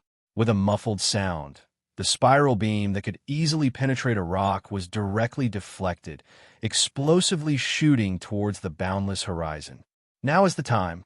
Instead of being surprised, Brian was delighted. Lisa, as soon as the voice fell, a figure suddenly appeared above Noah's head like a ghost. Mada. Lissa, who was spinning like a top, tightened his body to the extreme. He mercilessly threw a super powerful roundhouse kick at Noah's head, making the kick whip, which was accompanied by a whistling sound of strong wind, smash down on Noah's head like a heavy hammer. Feeling the strong wind coming from behind, Noah's eyes sharpened. Boom! A burst of terrifying mana suddenly burst out from Noah's body, like a pillar of light soaring into the sky, shaking the surroundings. Dong! Lisa did not even have time to react, and his body was heavily hit by the shockwave of mana that burst out from Noah's body. With a muffled sound, his whole body flew out. Not only that, the mana that burst out from Noah's body even shook the surrounding swamp-like ground a little. Immediately, Noah leaped and his body escaped from the swamp that had been blasted apart. His entire body was like a fired bullet. In the blink of an eye, he flashed and appeared above Lisa, who was flying backwards. His ice-cold eyes were directly thrown at Lisa. Lisa's heart tightened, and he clenched his teeth, his body also surging with mana. Whoosh! In the next moment, Lisa's whole body disappeared and suddenly appeared in another direction, landing steadily on the ground. Lisa, who thought that he had escaped Noah's pursuit, did not have time to breathe a sigh of relief. Brian's voice came into his ears. Be careful. Unfortunately, it was too late to warn him at this time. Whoosh! His leg, which contained a powerful force, whizzed past like a wild whip and heavily kicked Lisa's side waist. Bang! Lisa's entire body was sent flying like a kite with a broken string. Along with a sharp sound of wind, He heavily smashed into a rock wall not far away. Lisa's body flew out like a kite with a broken string. Poochie! A mouthful of blood spurted out from Lisa's mouth, instantly dyeing his mouth red. The sharp pain from his back made Lisa's whole consciousness seem to be blurred, and he even had the illusion that his waist was cut in half. The magic that Lisa used mainly focused on speed. And in terms of body, although Lisa could not be said to be the same as an ordinary person, he still belonged to the category of a human. Noah's LV4 level strength was definitely able to make an ordinary person's whole chest cave in. As a result, Lisa only spurted out a mouthful of blood, and his body was already considered strong. Lisa, Brian and Huey's complexion finally changed. But before the voice fell, a blurry black shadow tore through the obstruction of the air and shuttled through more than 10 meters of distance in less than a second. Brian and Huey only saw a blur in front of their eyes, and Noah's figure flashed like lightning in front of them, clenched his fist, and violently punched out, fiercely smashing towards Brian and Huey's head. Even without using any magic, Noah's speed with the LV4 level agility had reached a terrifying level. In the eyes of others, Noah's speed alone was comparable to Lisa's when he used magic. Even the average S-rank magic shooters could not catch up to his speed, so when Noah's fist was about to hit Brian and Huey's head, they only noticed it. At that moment, Brian and Huey's complexion changed greatly. Fight! At this critical moment, Brian clenched his teeth and shouted loudly. A burst of dark green magic gathered on the skull staff in his hand, and like a viper, it rapidly flickered and jumped on the skull staff's mouth. As the magic on the skull staff in Brian's hand trembled violently, the air around the skull staff also became chaotic. For money, Huey also went crazy. The magic in his body madly surged out, and the whole ground under his feet shook. In the next moment, Brian and Huey both released their strongest attack. Chong-Li Rhapsody, a dark green spiral beam of light shot out, carrying with it a ferocious mana energy. Activity Square. The ground that undulated up and down like blue waves suddenly shook like an earthquake. It turned into a huge wave and swept around the fierce spiral light beam. Together with the spiral light beam, it swept out like a bolt of lightning and attacked Noah's direction. In response, Noah's eyes flashed, and he sneered. A burst of magic flame burst out from his body and directly collided with the spiral beam that was rolling up like a wave of mud. Boom! At the moment of collision, the whole space was silent for a moment, and then an astonishing loud bang resounded. A wave of dense sand and wind spread out from the cliff, covering the entire corner of the cliff. It caused the ground to suddenly tremble at this moment. Like a spider web, cracks began to appear one after another. Not long after, the sand and wind that spread out blew towards the spectators. Everyone present could only reflexively raise their hands to block in front of their bodies. Immediately, their bodies were directly submerged by the sand and wind that swept over.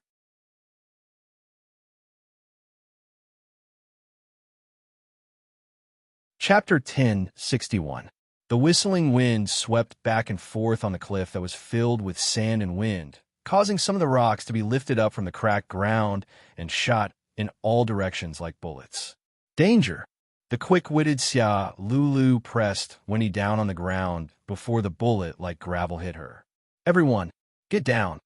Jura shouted, and then she and hubby also got down on the ground. The sorcerers of Fairy Tale, Blue Pegasus, and Lamia Scale, who were already lying on the ground because of their injuries, did not have to worry about the gravel shooting towards them. They just raised their hands in front of their bodies to block the incoming sand and wind, protecting their faces and eyes. Everyone, please don't worry. Yeah, the only one who was still standing, put on a posture and looked like he was duty-bound. Just leave it to me. After that, Ia jumped out, as if he wanted to block the gravel. However, almost at the same time, a rock bigger than Ia's face suddenly shot out from the sand and smashed into Ia's face with a bang. Man, in a unique catchphrase, Ia's pair of big nostrils once again spurted out blood and flew out like a kite with a broken string. Master Ia, Teacher Ia, Senior Ia. Seeing this scene, Xiang, Lian, and Yifan all shed tears. The rest of the people who saw this scene were full of depression. They wanted to laugh, but couldn't. They wanted to cry, but couldn't. They just felt depressed. Then, everyone turned their gazes to the front.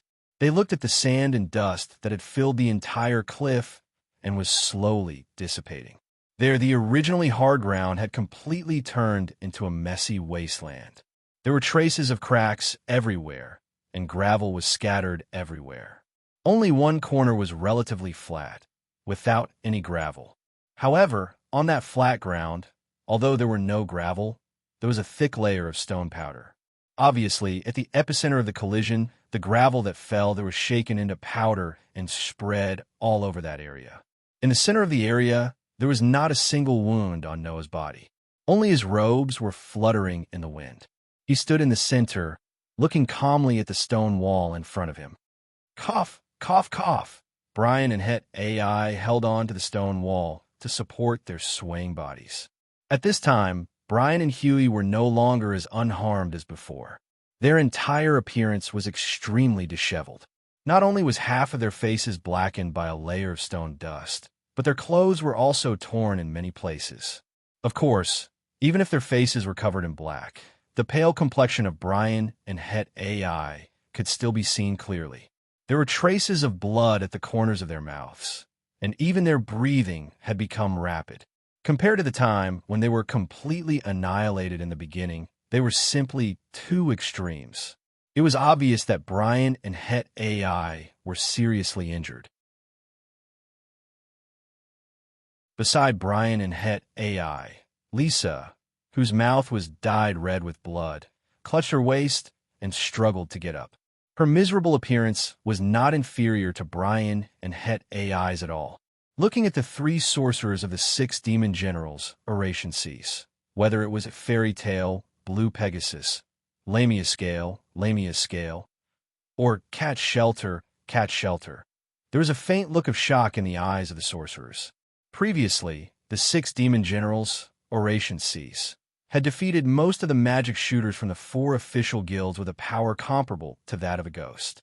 Even Alusa could not escape defeat. How could the 6 demon generals, oration cease, be defeated in such a manner by a person who is younger than many of the people here? So strong. Naz was extremely excited as he clenched his fist. Really strong, that guy. Gray could not hide his shock as he whispered. So he's already this strong? So powerful. Lucy secretly swallowed a mouthful of saliva. As expected of someone who even Alusha, Laxes, and the president have to submit to, really, Alusha's eyes flickered, and a gentle expression slowly appeared on her pretty face. You're no longer the child who couldn't even learn magic. Noah, even Alusha, Naz, Gray, and Lucy had such a reaction, not to mention the rest of the people. That man, Xiang, Lotus, and Ivan looked at each other and could see the shock in each other's eyes. Is he that strong? You're kidding, right? Shirley also covered her mouth with a look of disbelief. We can't even touch the enemy, I see. Leo's eyes flickered. Is that the person who grew up with Gray? Seeing that Noah did not have the slightest injury on his body, and the 3 oration cease magic shooters who were heavily injured and battered, they believed that everyone knew who the final winner was. No, impossible. Brian had already lost his calm. He clutched his chest and stared at Noah. There are so many of us in the oration cease magic shooters, and we can't even take down a kid who's not even 20 years old. The most important thing is money. Hediai's expression also turned ugly. This kind of performance is worthless at all. Why? Lisa roared at Noah, extremely unwilling to give up. How can you be faster than me? Faster than you? Noah glanced at Lisa. Don't tell me you think I'll think you're using speed magic? This sentence made Lisa's heart tremble slightly. Your magic doesn't make you faster, it makes your opponent slower. Noah said this as he shook his head. No, it can't even be considered as slowing down your opponent. Your magic is actually reducing the perception of speed of targets within a certain range of you. This way, your opponent will think that you're very fast, but in reality, your speed hasn't increased at all. This was the true form of Lisa's magic. In other words, Lisa was not a user of speed magic, but a user of magic that could reduce the perception of speed of targets within a certain range, causing negative effects on the opponent. And the magic that was used on Noah would be bounced off by Noah's curse resistance. In addition, Noah had a physique that made him immune to all negative effects, so Lisa's magic was naturally ineffective against Noah. Therefore, in Lisa's opinion, Noah's speed was even faster than his. Little did he know, Noah's speed was not below Lisa's, let alone when Lisa's magic was ineffective. Retreat, Brian ordered without hesitation. We're retreating. As someone who had stayed in the Magic Development Bureau for a period of time in the past, he had an amazing knowledge of magic, and he had the mind of the 6 demon generals, Oration Cease, so he could still distinguish what kind of decision was wise. After realizing that there was no way to defeat Noah, even if Brian was unwilling, he could only retreat. Retreat. Noah's eyes were cold. Can you retreat? After saying this, Noah was about to rush forward, but a voice suddenly sounded. Poison Dragon's roar. The breath that contained fatal poison was like a purple tornado that fell from the sky, whistling as it fell. However, it did not fall toward Noah, but toward Elusha and the others who were lying on the ground. Noah, who was about to chase in the direction of Brian and the others, changed his expression. Without hesitation, he changed direction and rushed toward the poisonous breath that was falling toward Elusha and the others. Facing the tornado like poisonous gas, he fiercely threw a punch. Bang! The powerful poisonous fog breath was suddenly blasted apart. Only then did Noah turn around and look in the direction of Brian and the others. There, Brian and the others had already disappeared. Looking at the empty cliff, Noah smacked his lips.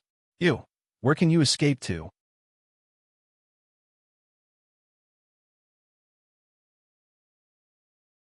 Chapter 1062.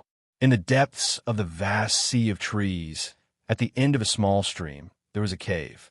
The entrance of the cave was covered with fence-like wooden stakes.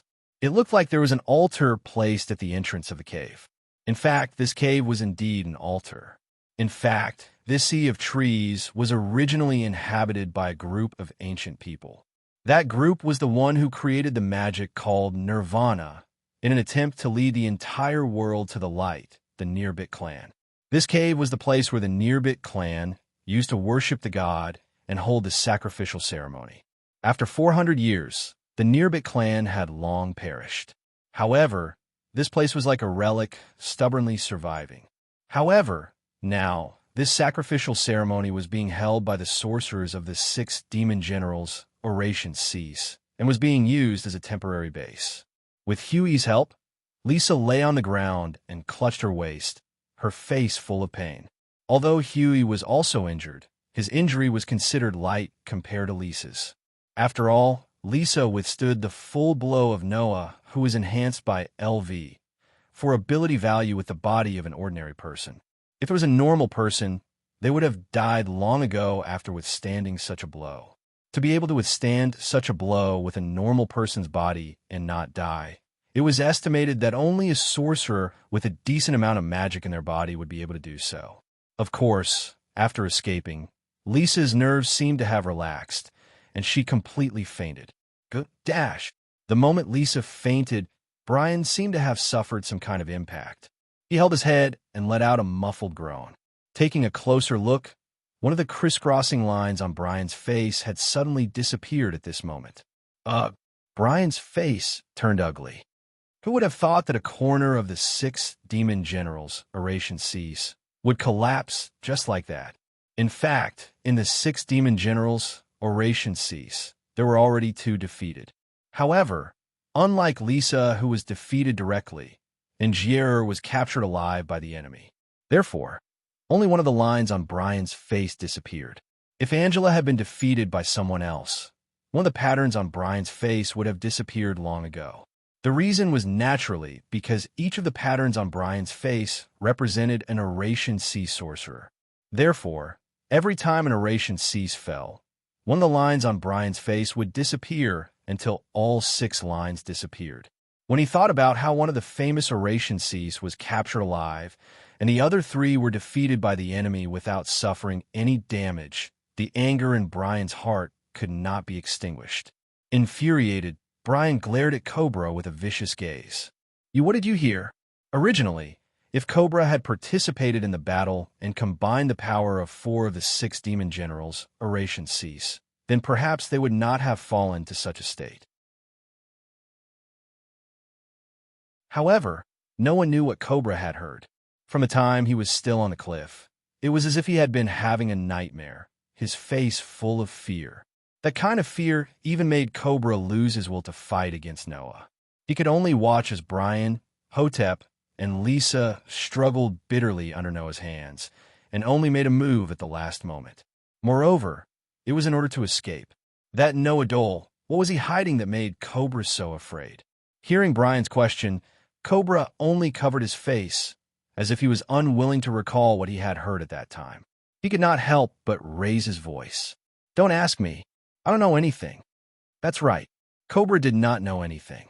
It was precisely because he did not know anything that Cobra was so afraid. That voice that came from Noah's heart was like the sky was falling and the earth was splitting like the end of the world. What was it? If he knew the truth, perhaps Cobra would not be so afraid. Instead, when he heard that voice without knowing anything, when Cobra thought about what that voice was, he could not figure it out no matter how hard he tried, and thus fell into deep fear. However, there was also a saying in this world. Some things were blissful not to know. If Cobra really understood what kind of power that voice originated from, then it would not be fear, but despair. You bastard.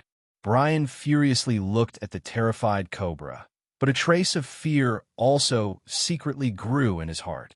To be able to make Cobra become like this the moment he heard it. What was Noah hiding?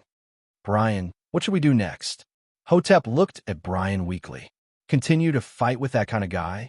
That's not a good suggestion, you know? I don't need you to tell me that. Brian's face was gloomy as he clenched his fists. However, it was not easy for me to find out the location of Nirvana from Rudia in the Devil's Heart. I can see that Nirvana is about to be found and obtain the right to judge light and darkness. How can I give up here? Saying this, Brian seemed to have thought of something and cast his gaze to the side. There, sitting on a blanket floating in the air, Dark Knight, who had been quietly following Brian, was still hugging her arms and sleeping with her head lowered. What's wrong? Hotep noticed this scene and asked in a low voice. Do you want to wake Dark Knight up? Brian hesitated. Dark Knight had always been the trump card hidden by the 6 demon generals, oration cease. This trump card, unless it was absolutely necessary, Brian did not want to use it. However, if he did not use it now, could it be that he had to wait until the 6 demon generals' oration cease was completely destroyed before using it? Wake Dark Knight up. Brian's face hardened. Let Dark Knight go and kill those guys from light. Are you sure? Hotep's face was filled with uncertainty and fear as he asked. Even Dark Knight is not that guy's match. That guy doesn't even look like a human anymore. So what? Brian fiercely knocked on the wall. As long as we can get our hands on Nirvana and turn that guy into a resident of darkness, at that time, we will have obtained an even more terrifying trump card. I advise you to give up, Brian. Brian. Cobra couldn't help but call out. Magic is useless against that guy. You should have seen it, right? I don't believe that even the super magic left from ancient times is useless against that guy. Brian coldly looked at Cobra. Moreover, even if it is really useless, at that time, we will turn everyone in the world into residents of darkness and make that guy an enemy of the whole world. No matter how strong he is, he will still fall. Leaving these words behind, Brian seemed to have made up his mind. He gazed in a certain direction outside the cave. You all go and hunt those guys from light. I will go and remove the seal of Nirvana and get it. Seeing Brian's unquestionable expression, Cobra and Hotep looked at each other and then looked at the sleeping Dark Knight. Chaos was inevitable. At the same time, on the messy cliff, Elisha and the others' injuries were finally completely healed under the healing of Avalon. "Oh," Naz yelled at the sky. "They are really healed." Xiang, Lotus, Ivan, Leo, Shirley, and the others were more or less surprised as they touched their own bodies. After confirming that their injuries were completely healed, they all looked at Noah. "You really helped us a lot, Noah." Elisha walked up to Noah and said in a low voice, "If it weren't for you, we might have been completely wiped out." At the mention of this, everyone's heart became heavy, and the atmosphere became heavy.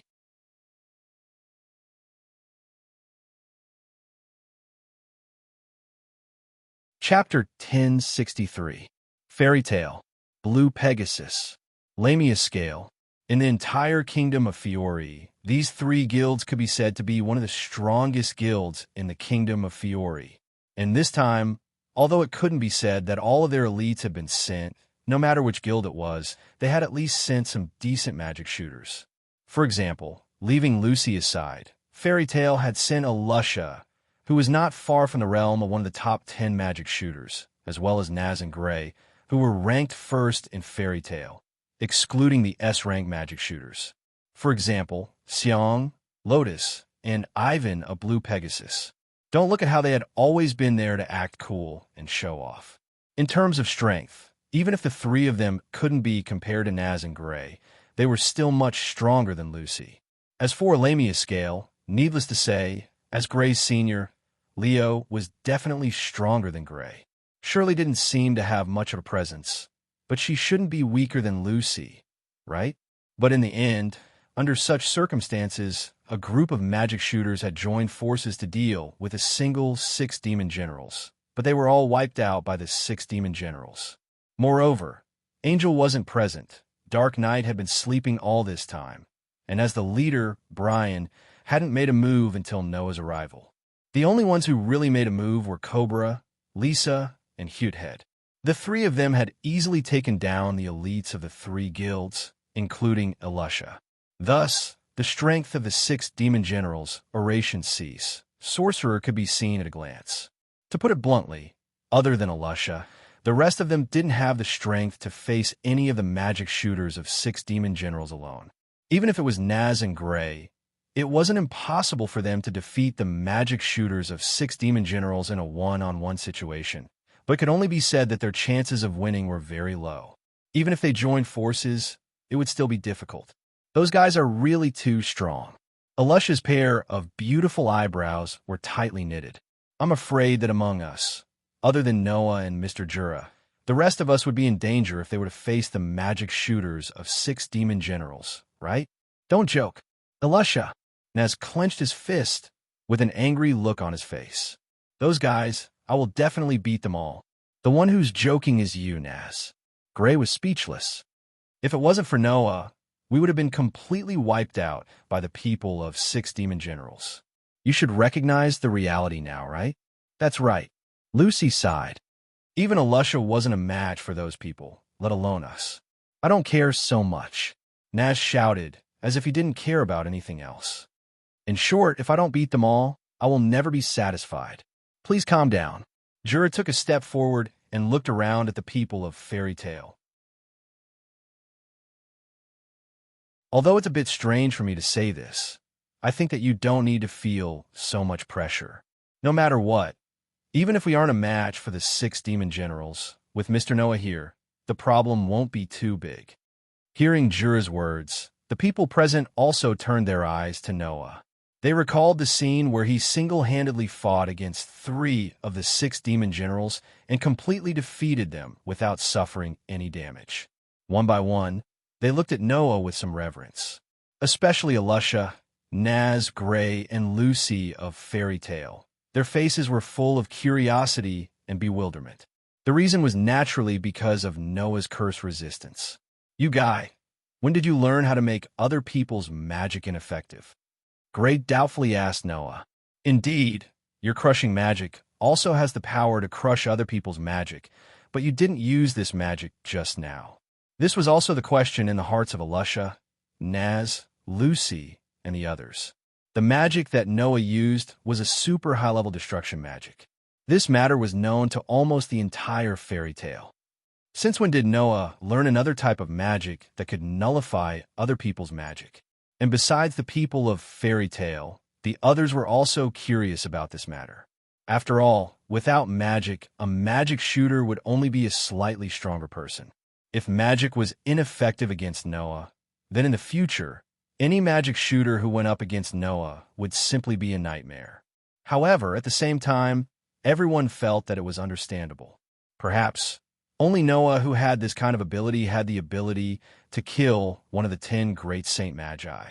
Although, in the eyes of others, it was Bio who killed Joseph. Seeing everyone's doubtful and curious look, Noah was a little distressed. How should I explain? Forget it. I'll just choose a half-truth. Actually, that was not magic, but a physique that I obtained.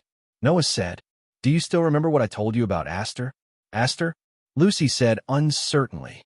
"I remember you said that the child called Aster was an elf."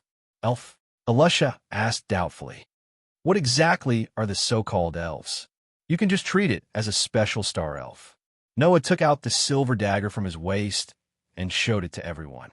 However, unlike the astral elves, the elf can transform into the most suitable equipment for the contractor and provide the user with strength. Astral has the highest level of magic resistance and can eliminate almost all magic. After contracting with Astral, I obtained a physique that can nullify magic. The weakness is that under such circumstances, even healing magic and support magic that are beneficial to me will be nullified. Hearing this, everyone looked at each other in dismay. Could it be that it wasn't magic, but a free gift from the contract he had with the so-called elf? That's great. Naz looked at Hubby with envy. Hey, Hubby, why don't you have this ability? Love. Hubby said weakly, because I'm a cat. A special star elf? An elf? Lucy was also envious. That's great. I also want a contract with such a star elf. However, to be able to nullify all magic, that's quite frightening, Tura exclaimed. Moreover, Sir Noah has not used magic or elves. It seems that our mission this time should be successful. In the beginning, I only came here to be a safeguard to prevent the Alliance from being destroyed. My real purpose is not to suppress the 6 demon generals' oration cease. Noah shook his head. Now, the 6 demon generals' oration cease has already been defeated by me once. I'm afraid that he won't appear so easily again. He might even ignore us and hide in the dark. After obtaining nirvana, he will immediately leave. At that time, we will be in big trouble. Noah's words made everyone's expression become serious. This was not impossible. So, Miss Anger. Noah turned his head and looked at Anger, who had been silent all this time. Can I trouble you to take us to the stronghold of the 6 demon generals' oration cease? Anger stared at Noah with a gloomy expression. Seeing this, Noah pointed at Iya, who was lying on the ground and being taken care of by Xiong, Lien, and Ivan. His face was full of nosebleeds, which made Angel twitch her mouth. Anger was really unlucky to be captured by Noah.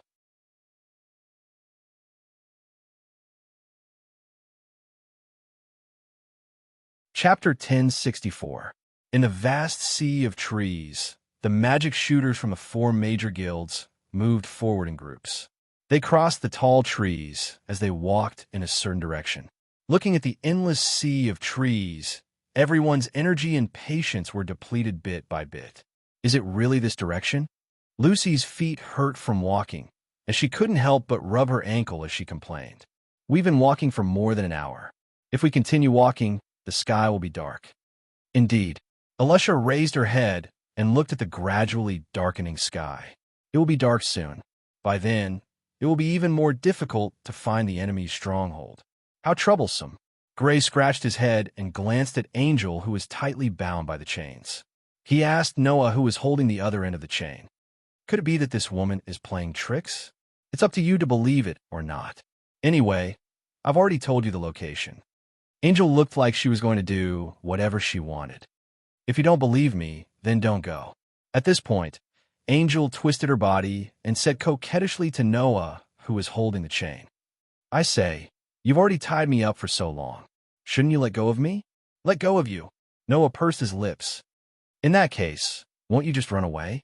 Even if I run away, I won't be a threat to you anymore, right? Angel said pitifully. You've already confiscated my celestial key. Without the celestial, I don't have the slightest bit of combat power as a celestial magic shooter. Moreover, I've already told you all the information. To you, I'm already useless. Wouldn't it be a hindrance to have me by your side? Even if that's the case, what do you plan to do if I let you go? Noah said indifferently. Don't forget, to the Eurasian Cease, you are now a traitor. If the Eurasian Cease finds you without any battle strength, I don't think I need to tell you what will happen to you, right? Allah. And Jia Air revealed a flirtatious smile. Could it be that you're concerned about me? You can think whatever you want, Noah said without turning his head. If you really want to leave, wait until we deal with the 6 demon generals, Eurasian Cease, and I will do as you wish. Hearing Noah's words, the smile on Angela's face gradually disappeared. After a while, she spoke in a bored tone. You're such a boring man. While speaking, Naz, who was walking in front, suddenly stopped, and a rare, serious expression appeared on his face. Everyone, be careful. There are many scents up ahead. Everyone at the scene stopped in their tracks. I smell it too. Wendy, who had been following Noah closely, said nervously. The smell of many people suddenly appeared. It must be the sorcerers from the subordinate guilds brought by the Eurasian Cease, right? Alusha's beautiful face tensed up. What do you think? Do you want to fight? Fight. Gray narrowed his eyes. We only have a dozen people here, and there are at least hundreds of thousands of sorcerers on the other side. If we really fight, even if we can win, it will consume a lot of stamina and mana, right? At that time, we won't have any extra energy to deal with the Eurasian Cease. Leo turned his head and looked at Tara. Mr. Tara, I also don't agree to fight. Actually, I don't agree either, Tara said calmly. If there are too many opponents, it will consume too much energy and waste too much time. We need to find the Eurasian Cease as soon as possible. Then let's take a detour, Shirley suggested. We have 2 Dragon Slayer sorcerers with very sensitive noses. We should be able to smoothly take a detour around those people. Xiang, Lian, and Yi Fan, who were busy carrying Yi, whose face was covered in blood and who seemed to have fainted, nodded in agreement. However, at this time, Noah raised an objection. We can't take a detour. Everyone was stunned. Only Njia said with a smile. I forgot to tell you that the Eurasian Sea stronghold is right in front of us. Immediately, everyone present understood what was going on. Indeed, they couldn't take a detour. This was because everyone's destination was where the sorcerers of the 6 demon generals' subordinate guild were located. In other words, if the 6 demon generals, Eurasian Cease, were there, then not only would they have to deal with 5 powerful archmages who could match Alusa, but they would also have to fight with hundreds and thousands of archmages. Just what I wanted. Naz seemed to be really excited. See how I'll send all of you flying. After saying that, Naz rushed out. Naz, Lucy cried out in surprise. That idiot. Gray also said angrily. There's no other way. Alusha's eyes narrowed. 2 rays of light flashed in her hands, and she tightly grasped 2 knight swords that suddenly appeared. We can only go. Although everyone more or less had a headache, at the same time, they also felt relieved. Tara was right. Now is not the time to hesitate.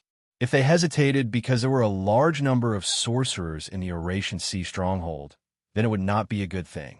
Although Naz's behavior was too reckless, it also resolved the hesitation in everyone's heart. This kind of charisma, probably only people like Naz who would fearlessly move forward could have it. Noah suddenly smiled and rushed forward with everyone. After rushing out of the monotonous sea of trees, a vast scene appeared in front of everyone. What appeared in front of everyone was a river. There was a small stream in the river. At the end of the stream, there was a cave with a wooden gate. Around the cave, sorcerers with weapons were patrolling. When they found traces of Noah's group, all of them showed fierce expressions. The people of the regular guild have appeared. Kill them all. In the next second, The sorcerers with weapons shouted while rushing in the direction of Noah and others. "Get out of my way!" Naz rushed forward without any hesitation. "Don't block my way!" A burst of surging flames rose from Naz's body, making him look like a huge fireball as he rushed forward. Naz, whose entire body was burning with flames, charged into the crowd like a chariot. Everywhere he passed, everyone was knocked flying, setting off a burst of flames and dust. The scene could be said to be extremely violent. Maintaining this momentum, Naz ignored the sorcerers and rushed into the cave. That idiot! Gray was about to explode in anger. He actually rushed in alone? Noah also looked at Naz rushing into the cavern, and then at the army of high mages rushing over. He suddenly said, "Let's go. I'll take care of these guys. You guys go in and deal with the people inside." What? Everyone was taken aback. "That's not right," Lucy said in surprise. "We should block the sorcerers here, and you should deal with those guys, right?" "No. In the face of so many enemies, our physical strength and magic power are limited. Instead, we should deal with the generals," Elisha said calmly. And Noah is not afraid of magic attacks. Even in the face of so many enemies, there's no problem. Leave it to Noah. In addition, those who think they can't deal with the people inside, stay and cover them. Should I really say, as expected of Elisha? After making up her mind, Elisha didn't hesitate and directly rushed in the direction of the cave. Gray, Leo, and Kara's eyes flashed, and they also rushed in. Watching the group leave, Noah glanced at the sorcerers rushing towards him, and the corners of his mouth gradually curved into a dangerous arc. It's rare to have a chance. Let me make a big fuss that you're tuning into the Romance Rendezvous YouTube channel. We're so grateful for your support, and don't forget to subscribe to join us on this incredible journey through captivating stories.